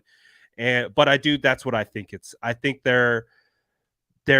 Mitchell's still a talented runner and he's gotten better every year. Just last year, he was hurt for a huge part of it. He was out for like 10 weeks, I think it was. So we've gotten used to sometimes like this kind of life without Elijah. But I do think Elijah's still talented. So I do think they more split RB2 opposed to kind of one jumps the other and it goes to like a stronghold on that particular position. I do think, though, Jordan Mason has made himself up to Elijah's level. Like I think they are on the same level, but I don't think it's one jumps. It's just like they split that backup role. They split that kind of power back role and tough yardage role and things like that. So but I agree. I think TDP's his time's on the clock. I think out of the third rounders, I think Gray still has some run. He's on the clock. I think he's on the clock, but I still think he has a much better chance of sticking around. Three third rounders are on the clock. Danny Gray, TDP, Ambry Thomas. All three of you are on the clock. All three of you are on the clock. A swing and a miss, it looks like, on 3 third rounders. And that's not some small draft capital, unfortunately. I think Ambry's at the top of the list of being Ambry is. He's got to be. And then it's TDP. I still have some hope for Gray. I still think Gray showed me some things where I still see the potential. But also too, they're telling us they brought in 12 wide receivers. Conley, Ronnie Bell, Willie Snead, getting rave reviews. Ronnie Bell's not leaving. Ronnie Bell is your Jawan Jennings replacement. So it's gonna be fascinating, man. Like, and we want that. We want the competition at training camp. It's gonna force these guys to be better and improve. So yeah, Danny Gray, they clearly are. They're not like, oh, we're comfortable. Like Danny Gray was the 5th wide receiver last year. They're probably going to carry 5 again, I would assume. All right, pull up. Let's have some fun. We've had a very objective and serious conversation. I'd like to have some fun. We have been pretty serious today. Adrian Garcia's comment. Let's put that one up on the board, and I want to tie it back to conflicting. It's one of the latest ones. It's one of the latest ones. Oh, there. I wanna put this one. I know we've buried the lead. We were supposed to. We buried the lead. This is what we were really supposed to talk about. Saving us. OTAs, training camp, even us, uncredentialed members that you guys come to information for. It's all conflicting reports. right? Conflicting reports is what's going to drive discussion during training camp. Well, I saw this guy and he looked great. Well, I saw this guy and he looked terrible. and it's happening over and over. But here, let's talk about it. So, first of all, when I spoke with Matt Mayoko, and I don't know why I even wasted my breath talking about the kicker situation, but I gave him a chance. You know why. Because, that's what the people want to hear. Exactly. I asked him about the kicker situation, and he said flat out, I don't know why Zane Gonzalez is here. And Brad, I would ask you this. If you drafted Jake Moody as the best in the draft class, your franchise kicker, is there even a chance that he loses this competition? And what does that make you look like with your third-round pick and what you did with Jake Moody? I don't think that's true. I think Jake Moody would have to have the worst camp ever and literally kick every single ball into the parking lot and I don't foresee that happening. But it's kind of funny that there's someone else on this 90-man roster that could be there that's a football player that you could probably invite to your camp and get a look at, but you're carrying two kickers in the idea of this competition. So the kicker position is continuing to be screwed up. I didn't think about how Gonzalez has taken up a 90-man roster spot. He is taking up a 90-man roster spot. There are two guys wearing number 10, Ronnie Bell and Zane Gonzalez, regardless. It's not really a competition. If it is a competition, then I have bigger issues with that pick than that. But obviously it's not. But I did want to bring up go ahead. No, you go ahead. No, I just wanted to bring up the conflicting reports. So of Moody making a kick or missing a kick, which one is it? Moody missed a 48-yarder. So did Zane Gonzalez. Streets is saying that they missed. Someone else is saying that they didn't. Yo, who are we supposed to believe, Brad? I don't know.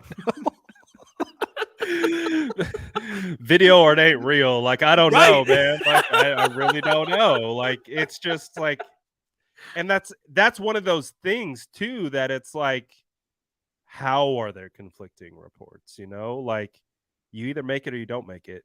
They have refs at practice that literally stand there, go like this, or they go like this. So I don't know. It seems to be that they both missed. And is that? And I've been asked about it. Does that bring you confidence? Like, I try to take it with a grain of salt. Like, obviously, you don't want to see your kickers missing any kicks, especially with what you've invested into Jake Moody. But again, I gotta wait. Just like we talk about with Trey, right? It's kind of the same thing, in my opinion. You got to let those bullets fly. When the bullets are flying and it's a crunch time, then I'm really going to make my true evaluation, because I don't know how to evaluate kickers. Honestly, I don't know. You either just make it or you don't. What do you mean? That's how I evaluate. Did you make it or if you did it? And if you missed it, I'm gonna smack you on the back of the helmet. All right, look. To your point, and I don't know what the hell's going on, but there's like a ton of trains coming by my house like at the same time, and I know you guys can hear it as well too. But I wanted to point out and this is a serious comment. I wanted to point out the conflicting reports and everything that goes on, right? So when Jordan and I went to LA to cover the joint practices, there was Trey Lance taking a bunch of the first team reps, right, with them. And you were right about the refs, and this is the point that I'm making. There was a ball that was thrown up and tipped, and it looked like the Chargers player intercepted it. And reporters ran to Twitter and were saying Trey Lance was intercepted. But if you looked at the ref was incomplete. The ball hit the ground. So I pushed back, and I said, I don't know who needs to hear this. Trey Lance didn't throw an interception. And people were like, yes, he did. This person said, no. They pay refs to be there. You can watch the kick, but watch the refs. They get paid to be there. They're still referees regardless of their level. So yeah. I'm just here for the conflicting reports. And I think the bigger discussion is this. People who love the people that they go to for content, whoever it is, or whoever they feel has built the most credibility, is going to be the person that they take their word for gold. For instance, I spoke with Grant Cohn yesterday. Shout out to Grant. He said Jair Brown looked good. Someone else said Jair Brown didn't impress. I think it's for the way that everybody sees the game. Everybody sees the game differently. Everybody is looking at it through a different lens. Everybody's looking for different things. And I think that's what's funny. The most funny about OTAs, especially when there's only media, right?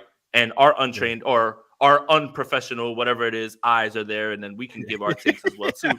Us standing at the top row of the stands, just like Getting yelled at by the people for tweeting and like using our phone with my notepad. down. Put that notepad away. The lady was like, "Oh, it's those Seattle Seahawks guys again," because they thought we were like, Hey, it's just a notepad, man. "Hey, it's a notepad, man. This is how I'm tracking everything, so I'm able to talk about it later." I just think it's funny that people see things one way, people see things another way, and the fans are left to judge based on the people that they. God damn these trains! I'm sorry, I didn't mean to curse. My goodness, man, what the hell's going on? It's about the allegiances built to the people that they feel have built the most credibility. True, and right. I think that's the funniest part about all this. And don't worry, because content creators are descending upon training camp. And Brad and I are not going to be the only Brad and I are not going to be the only ones that are there regardless. And don't worry, the conflicting reports will continue. Don't worry. So hey, we can pick say your sides. We started the content creator trend. We did, but I imagine that hands down, you're going to have every content creator imaginable at training camp doing what we've been trying to do. That's not a flex. That's not anything. Right. We were the first ones to be there and try, and we took time out. Like, again, I flew across the country. You flew from New York. Yeah. We went to every day. Yeah. And then that same year, I went to LA to the joint practices. I did everything that year. After that, now this year, you're going to see a ton of people. You're going to see everybody there now. And now this is the third year of you, I, Jordan, Steph now. Steph did it too. Like, and think about last year. Croc came out. We watched Croc was there. Brian Peacock, the same thing. And Rohan was out there. Think about last year. You guys went to Minnesota for the joint practices. Just pull up to just make sure. Can you make me a promise? Because I know we're going to be at training camp. Just can we go to Vegas just to watch those joint practices? And I need Jimmy Garoppolo. I need Jimmy Garoppolo to play. Jimmy, we're going if you're watching this, Jimmy, if you're watching this, shake it off. Shake it off. Shake the foot off. Shake it off. You don't fool me. I'm familiar with your game. You don't want to face this defense again. And now all of a sudden you had a surgery. You can't fool me. I'm familiar with your game, Jimmy. All of this just to avoid the 49ers and the joint practices. I need that more than I need air. That content is going to be. Just wait till Jimmy throws his first interception. Oh my gosh. Right into Fred's stomach, just like the good old days. You're just like, Jimmy throws an interception to Fred Warner, hit send. I love Jimmy though. I hope he's doing well. I hope he does well and everything. But I do need this storyline for content. I absolutely need. I need Jimmy Garoppolo to be healthy and playing in these joint practices. I don't want to see Aiden O'Connell. I'm sorry. Don't care. Don't care. It's a pretty interesting.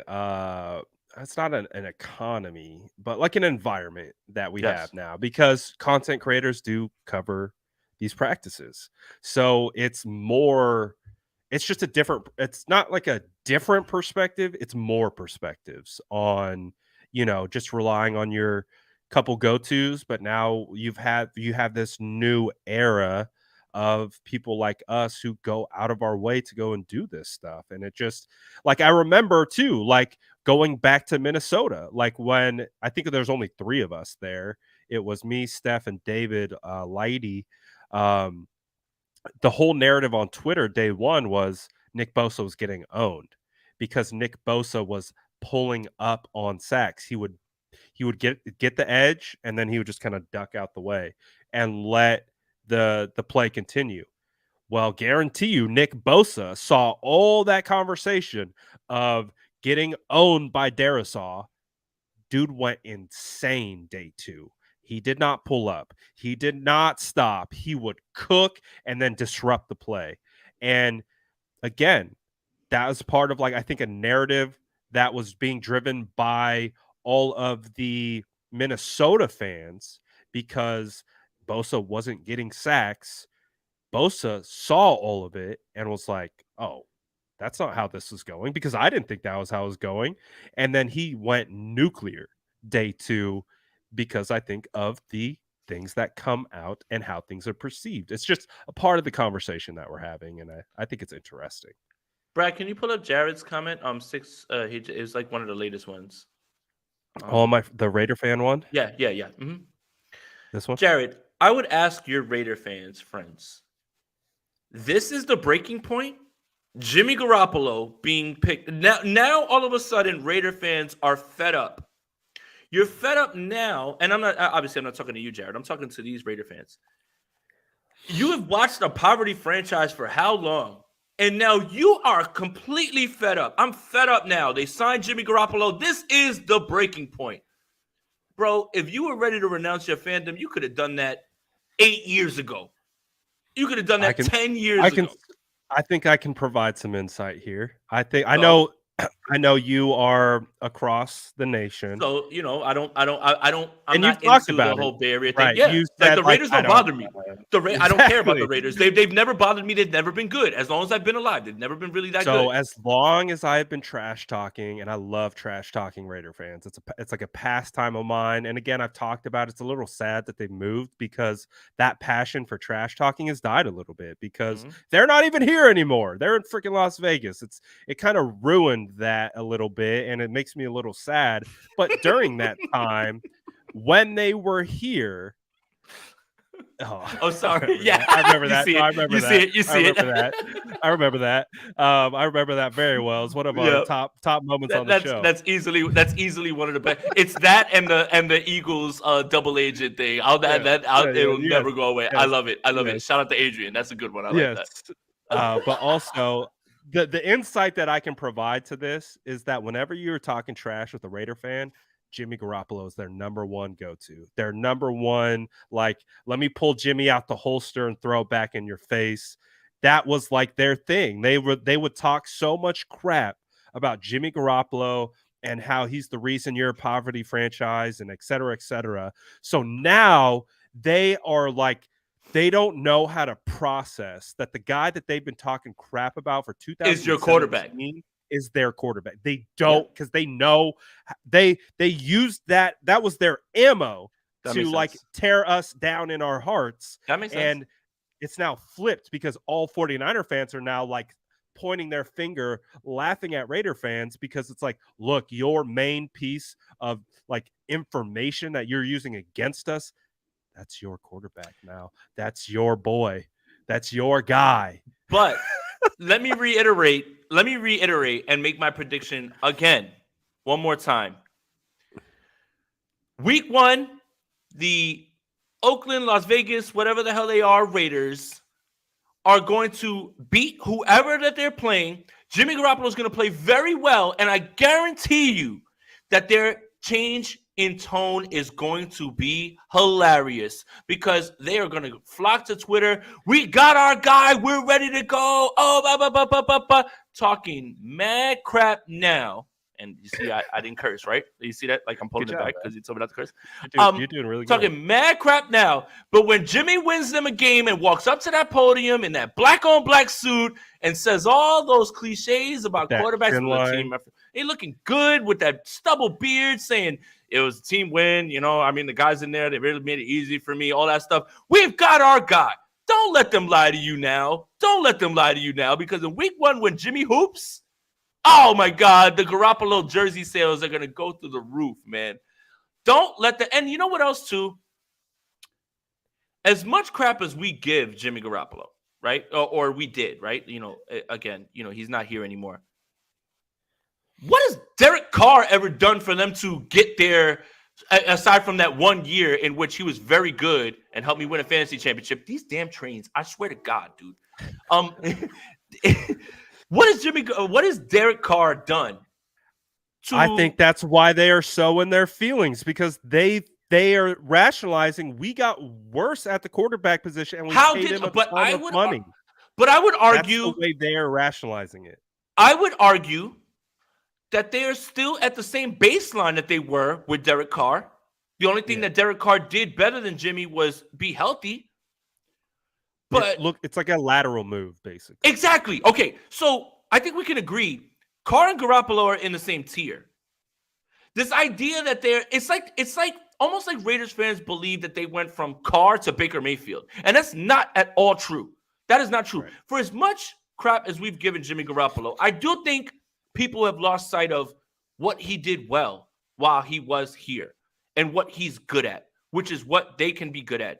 And Josh McDaniels had eyes for Jimmy Garoppolo to take over for Tom Brady with that offense. So that again, you don't know what's going to happen. But this idea that Derek Carr is like miles ahead of Jimmy Garoppolo, stop it. Just stop it. That's ridiculous.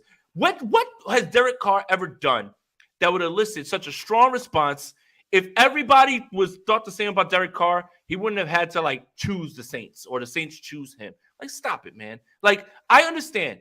We wanted to move on from Jimmy Garoppolo. The team wanted to move on from Jimmy Garoppolo. But this idea that Derek Carr is like miles ahead of Jimmy Garoppolo is ridiculous, man. Stop playing with that man's name, bro. The only thing you could say that Derek Carr did better than Jimmy Garoppolo was he played more. That's it. When they're on the field, they're literally the same sort of quarterback. And I would argue Jimmy has made bigger plays and won bigger games than he ever has, excluding the playoffs. So stop it.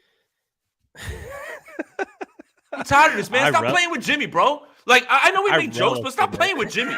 Stop playing with Jimmy like that, bro. Because I remember. I remember what you said about Jimmy. I remember all the things, all the little Jimmy bullets that you would load up into your little Raider pistol and you try to fire at me. I remember it all. So like that, they can't. They're just like, they want to be good, but they're like, they thought they were getting Aaron Rodgers or Tom Brady, and to get Jimmy Garoppolo and then pay Jimmy Garoppolo what they got, their minds just can't compute. It just doesn't work. The thing is this, Jared, and Carr, he said Carr can deep ball. Carr has a better deep arm, true, but he doesn't throw it. He doesn't throw the deep ball, and he crumbles under pressure. He's checked down Charlie. All the things that you say about Jimmy is the same thing, but Jimmy's still going to try to put that thing in a place where those guys can make a play with it. Like, Carr has I wouldn't argue that Carr doesn't have a better deep ball than Jimmy. He just doesn't throw it. He never takes it. He never takes that throw. That's the difference. And that's why they were done with him. Getting it out quick. He's getting it out one step, hitch, go. Like, he's going to get the ball out very fast for you. Yeah. That's why, maybe Devontae Adams isn't super happy about it, because maybe those go balls are going away a little bit. But that's he's going to be able. He's going to be able to move the chains, and then you get the play action off Josh Jacobs. They'll win games that way, and I don't think fans like that. They want the Mahomes. They want the big arm, wow throws. But Jimmy has mastered the art of winning football games in a way that doesn't fit what fans want to see.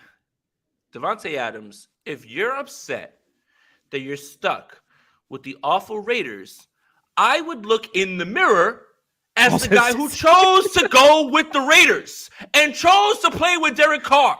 You chose that.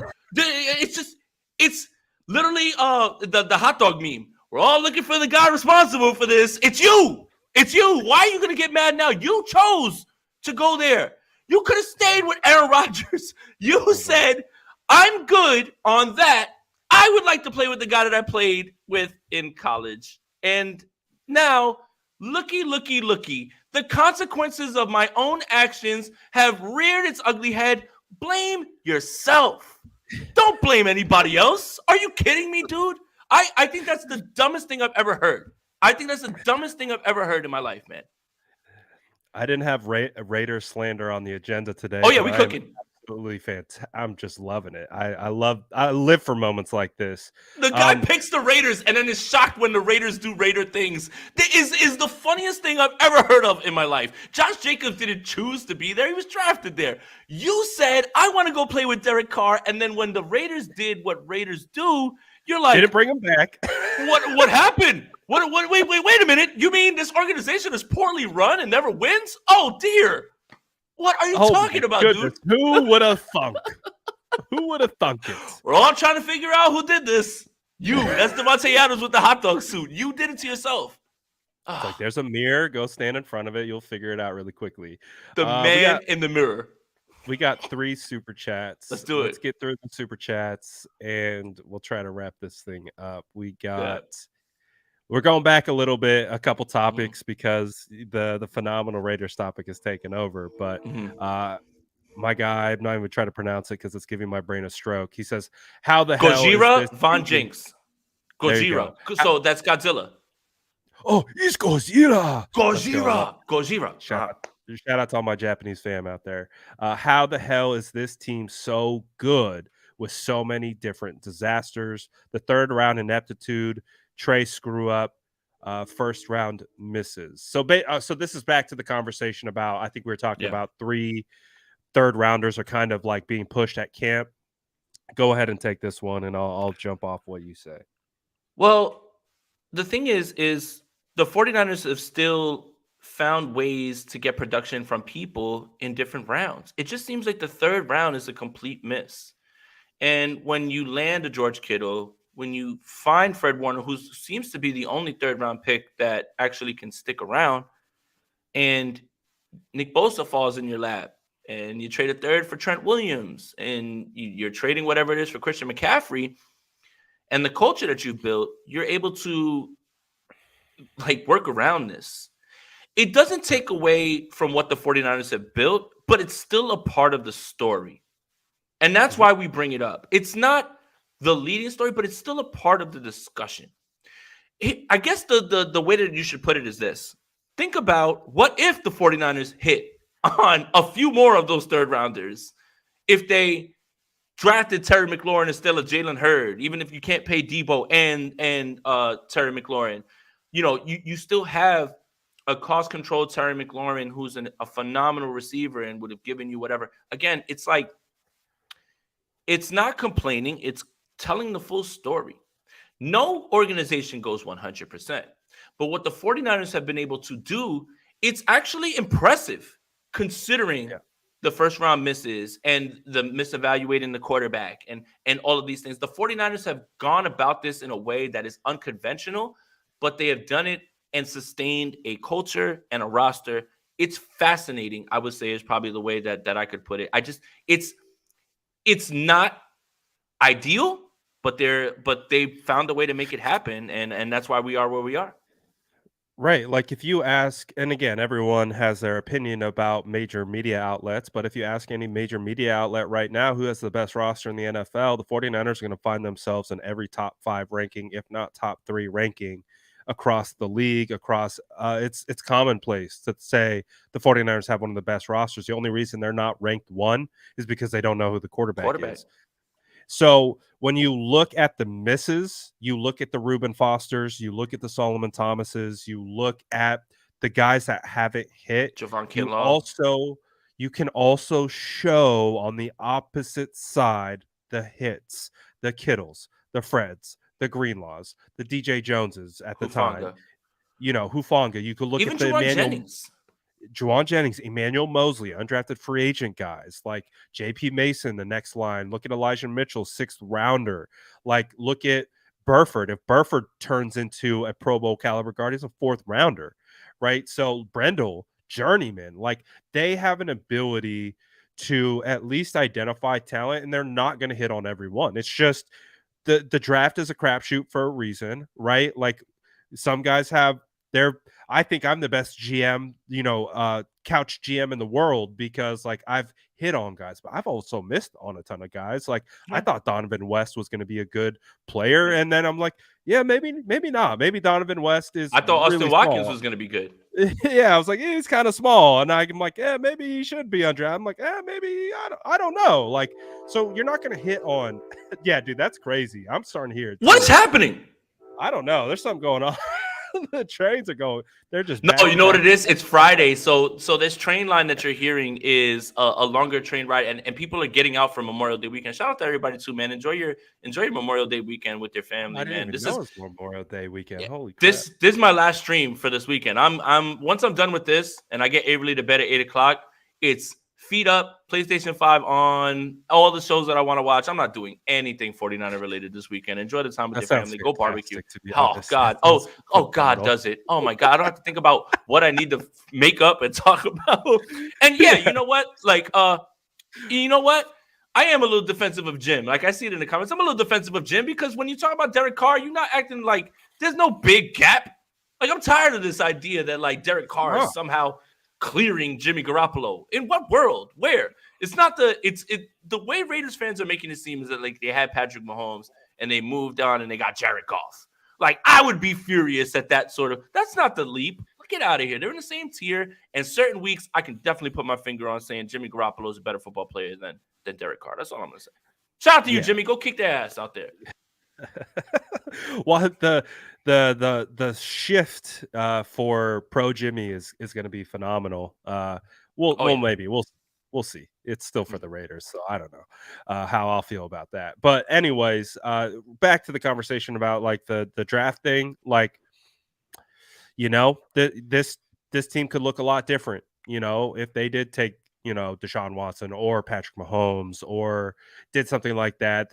There's always an ifs type of situation, and for them to still be in this scenario where they have one of the top rosters in the NFL, whether it's guys that they brought in, whether it's guys that are homegrown, et cetera, that's still with those misses. Would they have been better if they hit on a lot of those picks? Of course, but they've still found themselves in a pretty good spot. So it's just one of those things. It's an imperfect science. If everyone was good at drafting, they'd be good at drafting. Like they've shown to be able to discover talent when they let the draft come to them. I think it's when they kind of go out of their way sometimes to take need over and tunnel vision on their player. Exactly. And like Jair Brown, I love the pick. I love that it. they had conviction to go and get it. But it's like, I think with Latu and Moody, we're like, those feel like tunnel vision picks, right? That was locked because in. they didn't pick until the fifth, right? So they had this big gap. They didn't know who was going to be there, and we saw all those tight ends go in the fifth. So, they probably were just like, all right, this is a comp pick. It's a free pick. Let's take our guy. What could happen? Let's take our guy. Yeah, I mean, it's not like adding to your edge and what you do on the defensive side of the ball, like Isaiah McGuire. I mean, or adding to your offensive line. Yeah, it's not like that would have worked. But hey, is what it is. Is what it is. But overall, I personally have enough trust in them that they're not going to be perfect. They don't always draft the way that I want them to draft, but hey, they hit. So they missed too. But when they hit, they hit big. They don't get just like solid players for the most part. Hufanga's an all-pro in the 6th round. And I just wrote an article about Juwan Jennings, and that's the reason that he's on my mind. Is when you look at the draft capital, Juwan Jennings made $114,000 in 2020, and he still makes under $1 million to be a guy who has almost 70% of his catches be on 3rd down and move the chains and be that type of dog. Like that sort of production goes under the radar because you're lauding Fred and Hufanga and Greenlaw and all of these people. But man, like getting Juwan Jennings in the 7th, like at the end of that draft, and being able to turn him into a player that next year is probably going to field significant offers, it just speaks to how well this front office does their due diligence. And I like to throw that in there. So. Yeah, no, good point. On to our next topic. Kyle Shanahan won't win a Super Bowl with Brock Purdy. All he is a glorified Jimmy Garoppolo. He won't be able to beat cover one Robert Press. You brought this up. I'm so glad you brought this up. Let Trey play. Give him the snaps he needs. So, I've seen this floated out there about cover one Robert Press, and a lot of people are floating out the idea of Seattle laying the blueprint, but Dallas having the personnel to be able to execute it, which is why you saw what you saw with the offense. I don't have strong opinions either way when it comes to that, because I'll be honest with you, I didn't go back and watch those games during the playoff run, and once the Philly game happened, I completely erased everything, and I didn't want to watch any of it because of how I felt about it. But I do want to go back and look at that, because for essentially like, and again, I talked about this with Grant yesterday on his show because I brought it up because I've seen this sentiment from Lucky. I've seen this sentiment everywhere, and he's feeling real good. The Celtics putting pressure on the Miami Heat. They're trying to make their way back. He's feeling real good, and thank you for the donation. But for anybody who doesn't know, cover one is a single high safety. Robber means basically there's a middle linebacker in which the corner, whether it's slot or whether it's outside, will pass that receiver off to and then drop down on someone else as well too. Essentially, the robber's job is to take away crossers, which is a big thing for the 49ers. So I am interested to look into that and see a little bit more of that from the Seattle and Dallas game. Obviously, Seattle, they put up 40-something points. But there is something to the idea, and I think, Brad, I mean, if you want to push back on this, absolutely go ahead. Some coaches have the right plan, but they don't have the personnel to get it done. And Dan Quinn likely saw something that happened in Seattle and said, well, wait a minute. I've got guys that can execute this, and with that pass rush, and likely took some things from that. So I wanted to get your opinion on that. I've seen the cover one robber press being floated out there about Brock. I don't have strong opinions, and I'm being boring. I haven't dug into the tape and watched it enough. I don't have strong opinions on it either because when I think back to the Cowboys game, I think of the pass rush being a huge effect on the entire offense. Micah Parsons was a menace. DeMarcus Lawrence was a menace. Like they were putting a lot of pressure for Brock to get that ball out quick.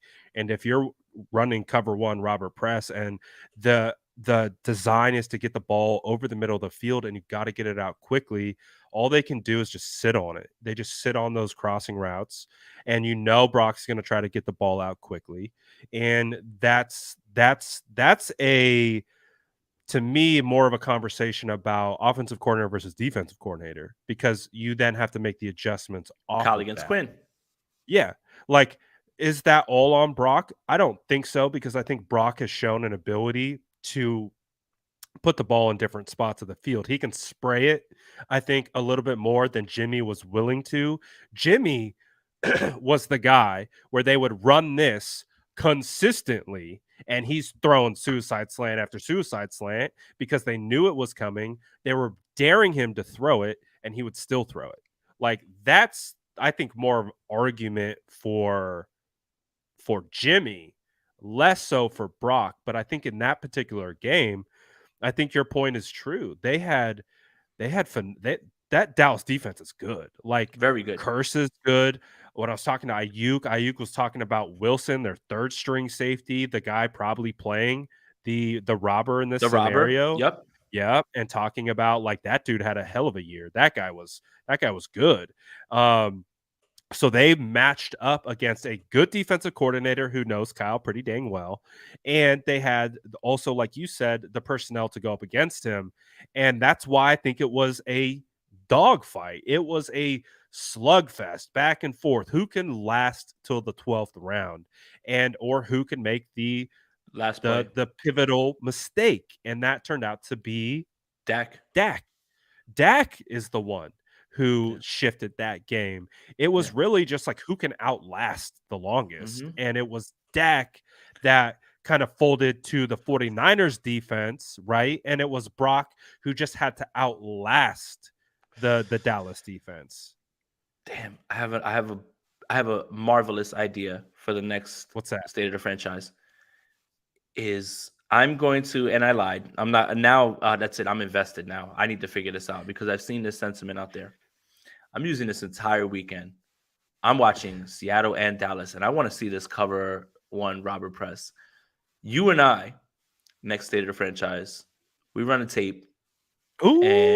And we talk about it. I'm in. And when you're talking about coverages, it's right up my alley. I need you. I need you, my guy. I'm not a coverage guy. I'm a trench guy. Let's blend our worlds together. That's a tease. Yeah, that's it. Yeah. That's a tease. That's for next week. Absolutely. Next week we're gonna see it. We're gonna break it down. We're gonna go through it. I'm gonna start going through it as soon as we're done here. I'll watch it too. Yeah. And we'll compare notes. We'll go to Friday. We'll get it out there. Like, hey, we're hearing this. This is what we're seeing. I'll break it down from a trench perspective of like the rush timing and things like that, and you'll be able to discuss what these guys are running over there, man, and you'll be able to Ooh. tell. We'll be able to piece it together. I like that. Oh I man, like that. I that's it. think we're onto And that something. would be the way that we have a show where we don't discuss the quarterback at all. Although And we would if be we're discussing the talking quarterback the about the entire time. quarterback, it's about tangible things. It's not Yes. about just Hypotheticals. this person said this about our quarterback. We must Yeah. defend him. I Kind of like a it. I'm excited, I man. like it. I'm gonna get I on like this right it now. too. Once I get Avery to bed in just He's about an running the hour. tape right after Just about an this. hour. Yeah, you know what? I mean, I'm home alone as long as no more trains come running through here. And yeah, let's go. Hey, so set your calendars. Next Friday, we're gonna be doing the film. First state of the franchise film breakdown. I like the sounds of that. That sounds phenomenal. I love That it. sounds, and I'm sure it's gonna be a nice break too Oh yeah, from the from discourse out there. for sure. All right. Shout out to you guys for sending super chats. I mean, we're about to go. We've done some long state of the franchise recently, but I mean, you guys keep sending super chats. We're trying to get through these things and give you thoughtful Well, we have a responses. long weekend ahead of us, right? Monday is We do. Memorial Oh Day, yeah, we. I think I'm so gonna take Monday off for sure. yeah. Oh yeah, So that absolutely. that, just, that justifies the long stream. Mhm. We can crack on Jimmy Garoppolo. Meanwhile, he's recovering at the local harem and burning Benji's. Phone is at home. Uni may be silver, but my watch is still gold. Hey, look, those are bars, by the way. That's what I'm saying. Like, dude, is this a new rap song? Like, I what do we just got cooking here? for me again, I just have a big issue with Raiders fans acting like they have this ridiculous downgrade when it's like, dude, the biggest winner that has probably walked through those doors is walking through your doors. Like at this time, the guy who with a messed up shoulder and a messed up thumb in SoFi helped this team make a playoff run. That's still, I don't care what anybody says. Everybody likes that Saints game. I'm sure you do. A lot of points. Jimmy played phenomenal in that game. That last Raiders game, I mean, the Rams game in 2021 in week 17, that's going to be my last memory about Jimmy Garoppolo, man. Not the way that NFC Championship game ended, but that game, him, him, shaking Ramsey real quick and then throwing that ball past him to Debo Samuel. Yeah, man. Like, I know that we all wanted to move on from Jimmy, but I'm tired of people like making it seem like Derek Carr is this like extremely better quarterback. And it's like, come on, man. Will you stop it? Like, he is not like that. Week 18. There you go. My bad. Yeah. So it'll be interesting. Again, Jimmy Garoppolo gets a bad rep. But again, last year he was cooking, man. I was impressed. I was like Play some of his from a best Jimmy, football. from his perspective and how much dang Jimmy Garoppolo tape I had watched. I was like, this is refreshing. Like Yeah. we are seeing him do things that he like. What was that like dime that he had to Kyle Juszczyk up the left sideline? That On I forget Denver? which game that was. Yeah, Denver. was that Denver? That was Oh, Denver. that was That's not the game I not a choose to remember not a from good that. game. But I That's remember not the that game. throw. That's not the game I choose to remember from Jimmy from last year, but he definitely played very well, and that was a great throw We and a definitely great don't. route. Maybe that's why I don't remember it. I blocked it out from my That's memory. We don't remember Denver. We don't remember uh, the Chiefs game, but we'll remember well, we'll remember the the other ones. the Chiefs game. You have that one questionable throw. I don't necessarily believe that it was like He all on had him. the safety. The That one was safety hard. against that was the Denver. Yeah, that's the Denver one. That's No, he why. had this, and he did safety against the Chiefs. Oh, he did. Remember Oh, where he Christ. ran and so we love. Regardless, I love you, Jimmy. I wish you nothing but the best, man. Oh God, I love the Wish you memories. nothing but the best, Jim. Hey, no, we're not trying to take shots. It's No, just not at all, hey, man. I really wish we're the best trying for Jimmy Garoppolo, and I choose to remember the good things to that be he did. objective here. Absolutely, 100%. God, I forgot about that. Why'd you bring that up? Man. Fear the Great says, "What if?" And I mean, if Jimmy balls out in a different offense than Kyle's, are you looking at Kyle with the side eye? Man, we just get these good conversations started. All right, look. When you look at the way Jimmy played in those last 5 games of the season, and he was playing free, right? Learning the playbook, running around, doing whatever it was. His touchdown to interception ratio wasn't exactly eye popping, but he made the plays when he needed to make the plays, and we were all excited. All of us, don't lie, all of us. We were all excited. The guy looks like a Disney prince. He wins all these games. He just came from the Patriots. He's supposed to replace Tom Brady. The 49ers finally got their guy. That's what we were thinking in 2018. I do think a little bit of Kyle's style is to be very rigid into what he wants. I do believe this, and I'm basing this off of nothing but vibes, that even if you make a play where you score a long touchdown, but you didn't go to the read that he had designed on that play, or you didn't throw it to where that Kyle would kind of snicker and look at you like when you get back to the sideline, like, "Wow, what do you mean? 85 was open. You're supposed to throw it there." I mean, like that's what he would say even after you scored a touchdown. So I do think that there was a little bit of like him kind of telling Jimmy where to go with the ball, him being locked on, and him kind of not playing as free.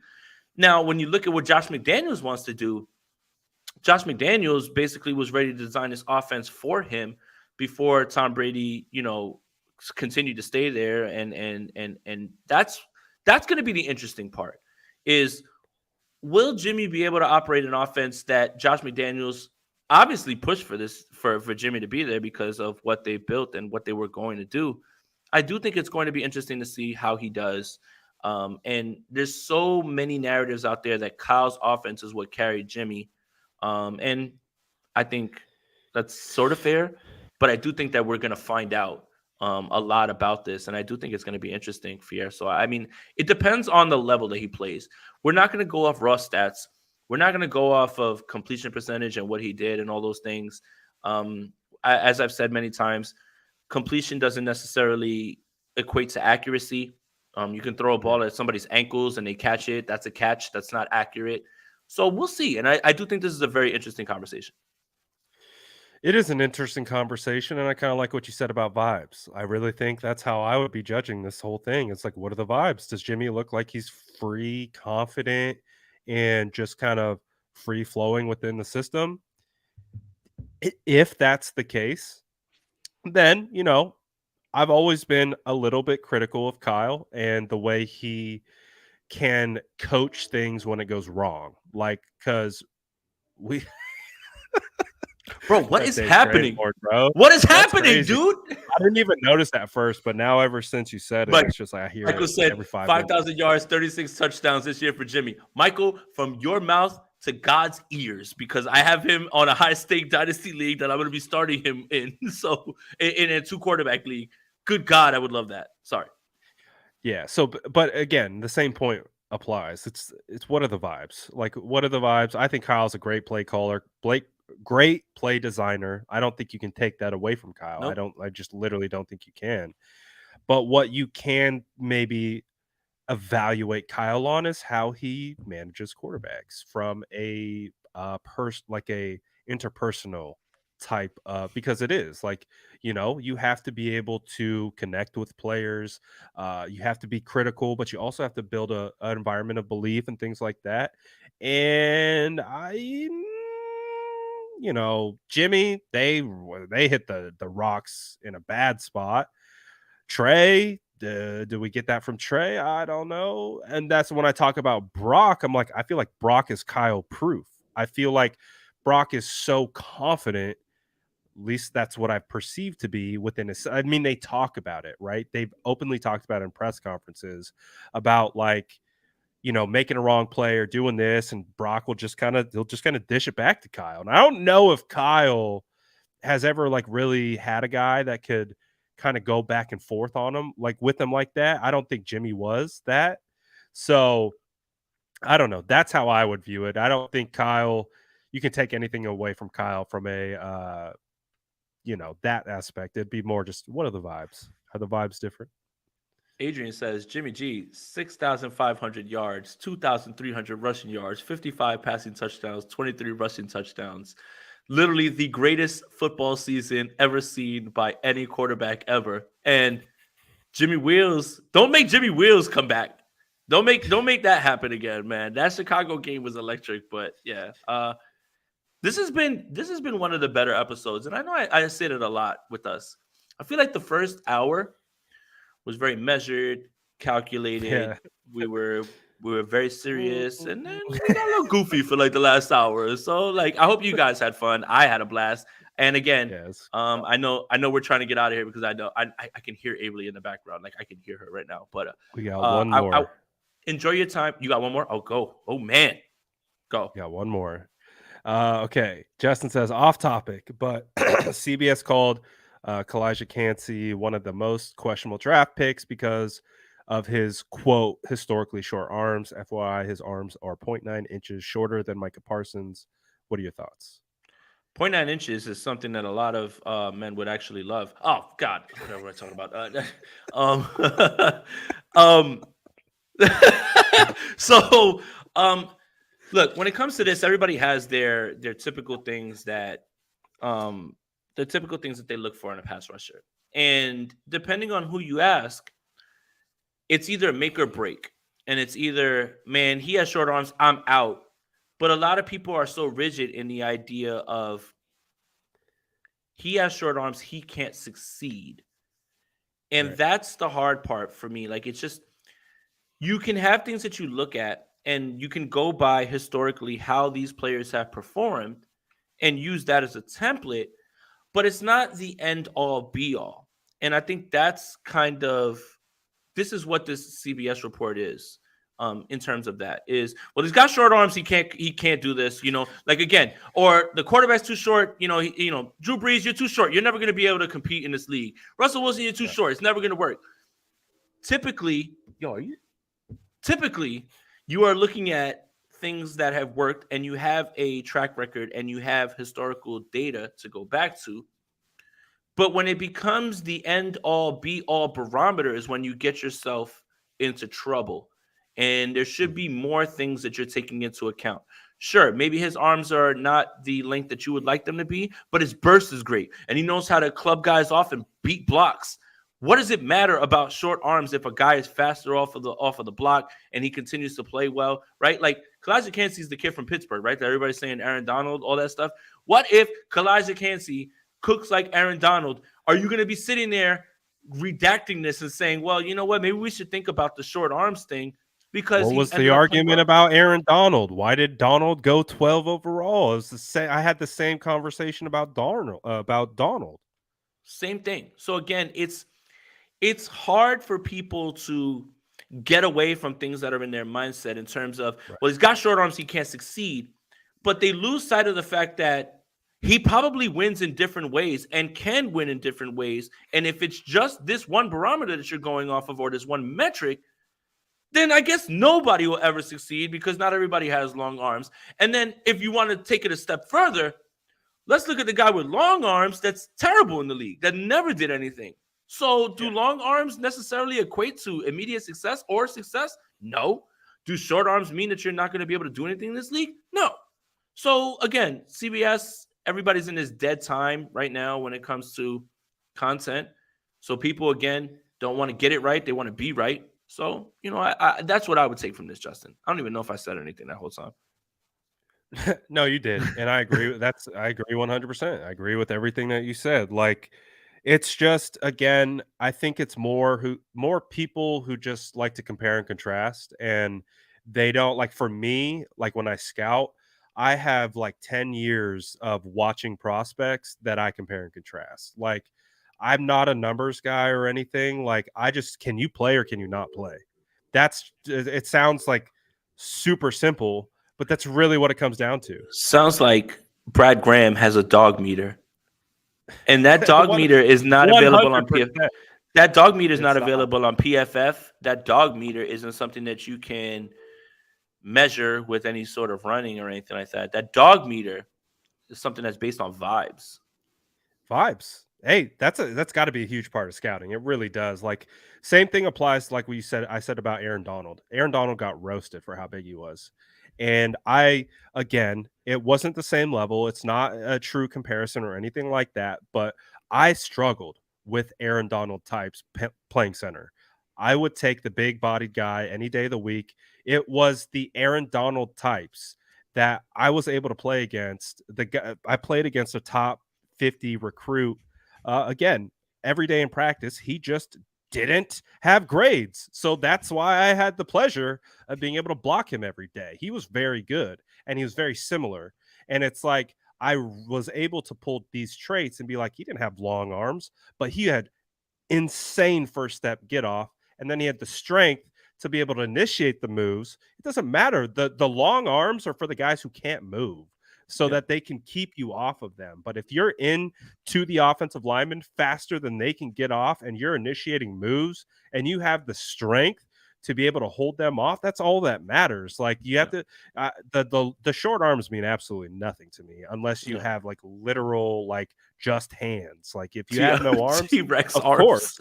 Yeah, if you're a T-Rex out here, that's probably not gonna work very well. Weaknesses: arms are incredibly short. Literally, Weaknesses, T-Rex arms, literally. T-Rex arms. Not sure how he does day-to-day activities, regardless of football. Not sure how he wipes his behind. Like, if we're talking about stuff like that, okay, of course. Smell on the field will be a concern as young man cannot reach.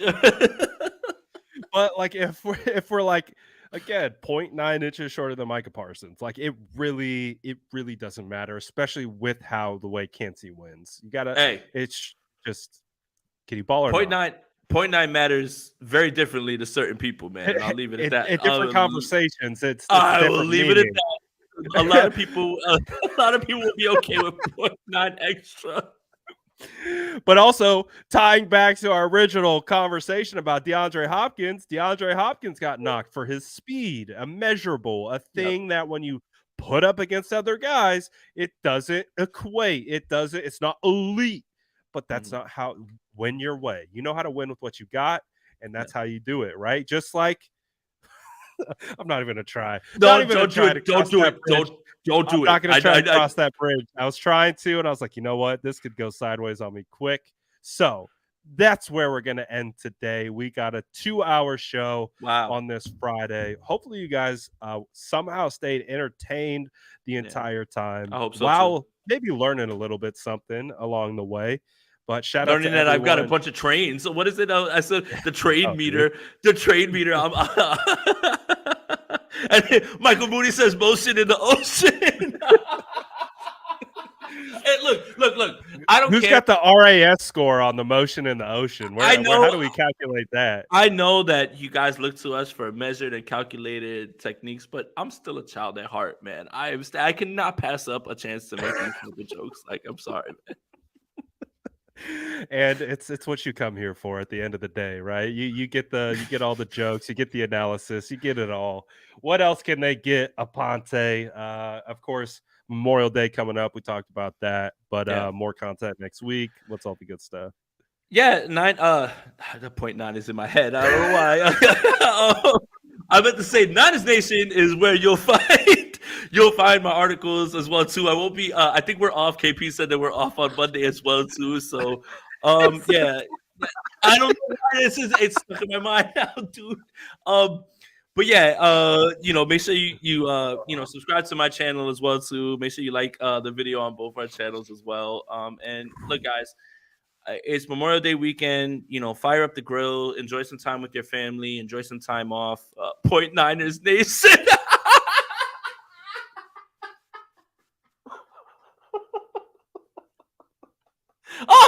All right. This stream is completely off the rails now at this point. My goodness. No, but enjoy your time with your family, guys. We appreciate. I hope that you guys were entertained. These damn trains. That's it. I'm done with this, man. I appreciate you guys rocking with us for 2 hours, man. It's a long stream. I don't know if I could listen to myself for 2 hours, but hope you guys were having fun, man. And enjoy your weekend. Enjoy your family. Go eat some barbecue. Go hit a pool, man. Go tan. It's summertime for real. So.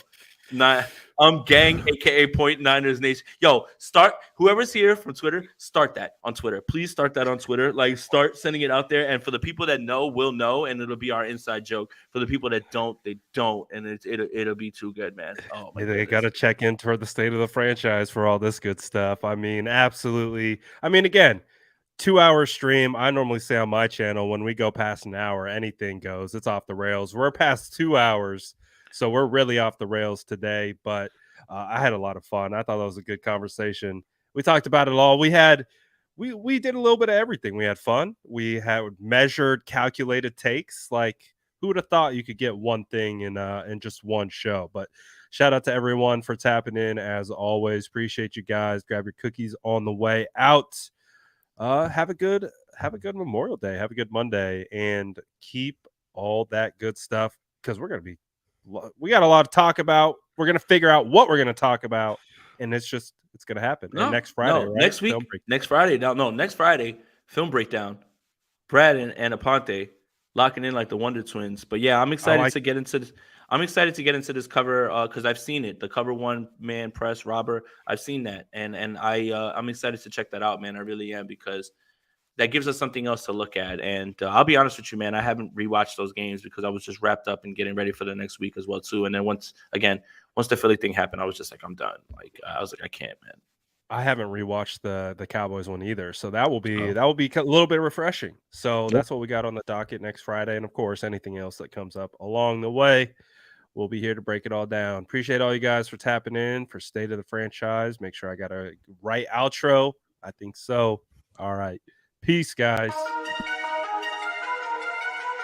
That's Jason Aponte. I'm Brad Graham. We're gonna get into it all right now.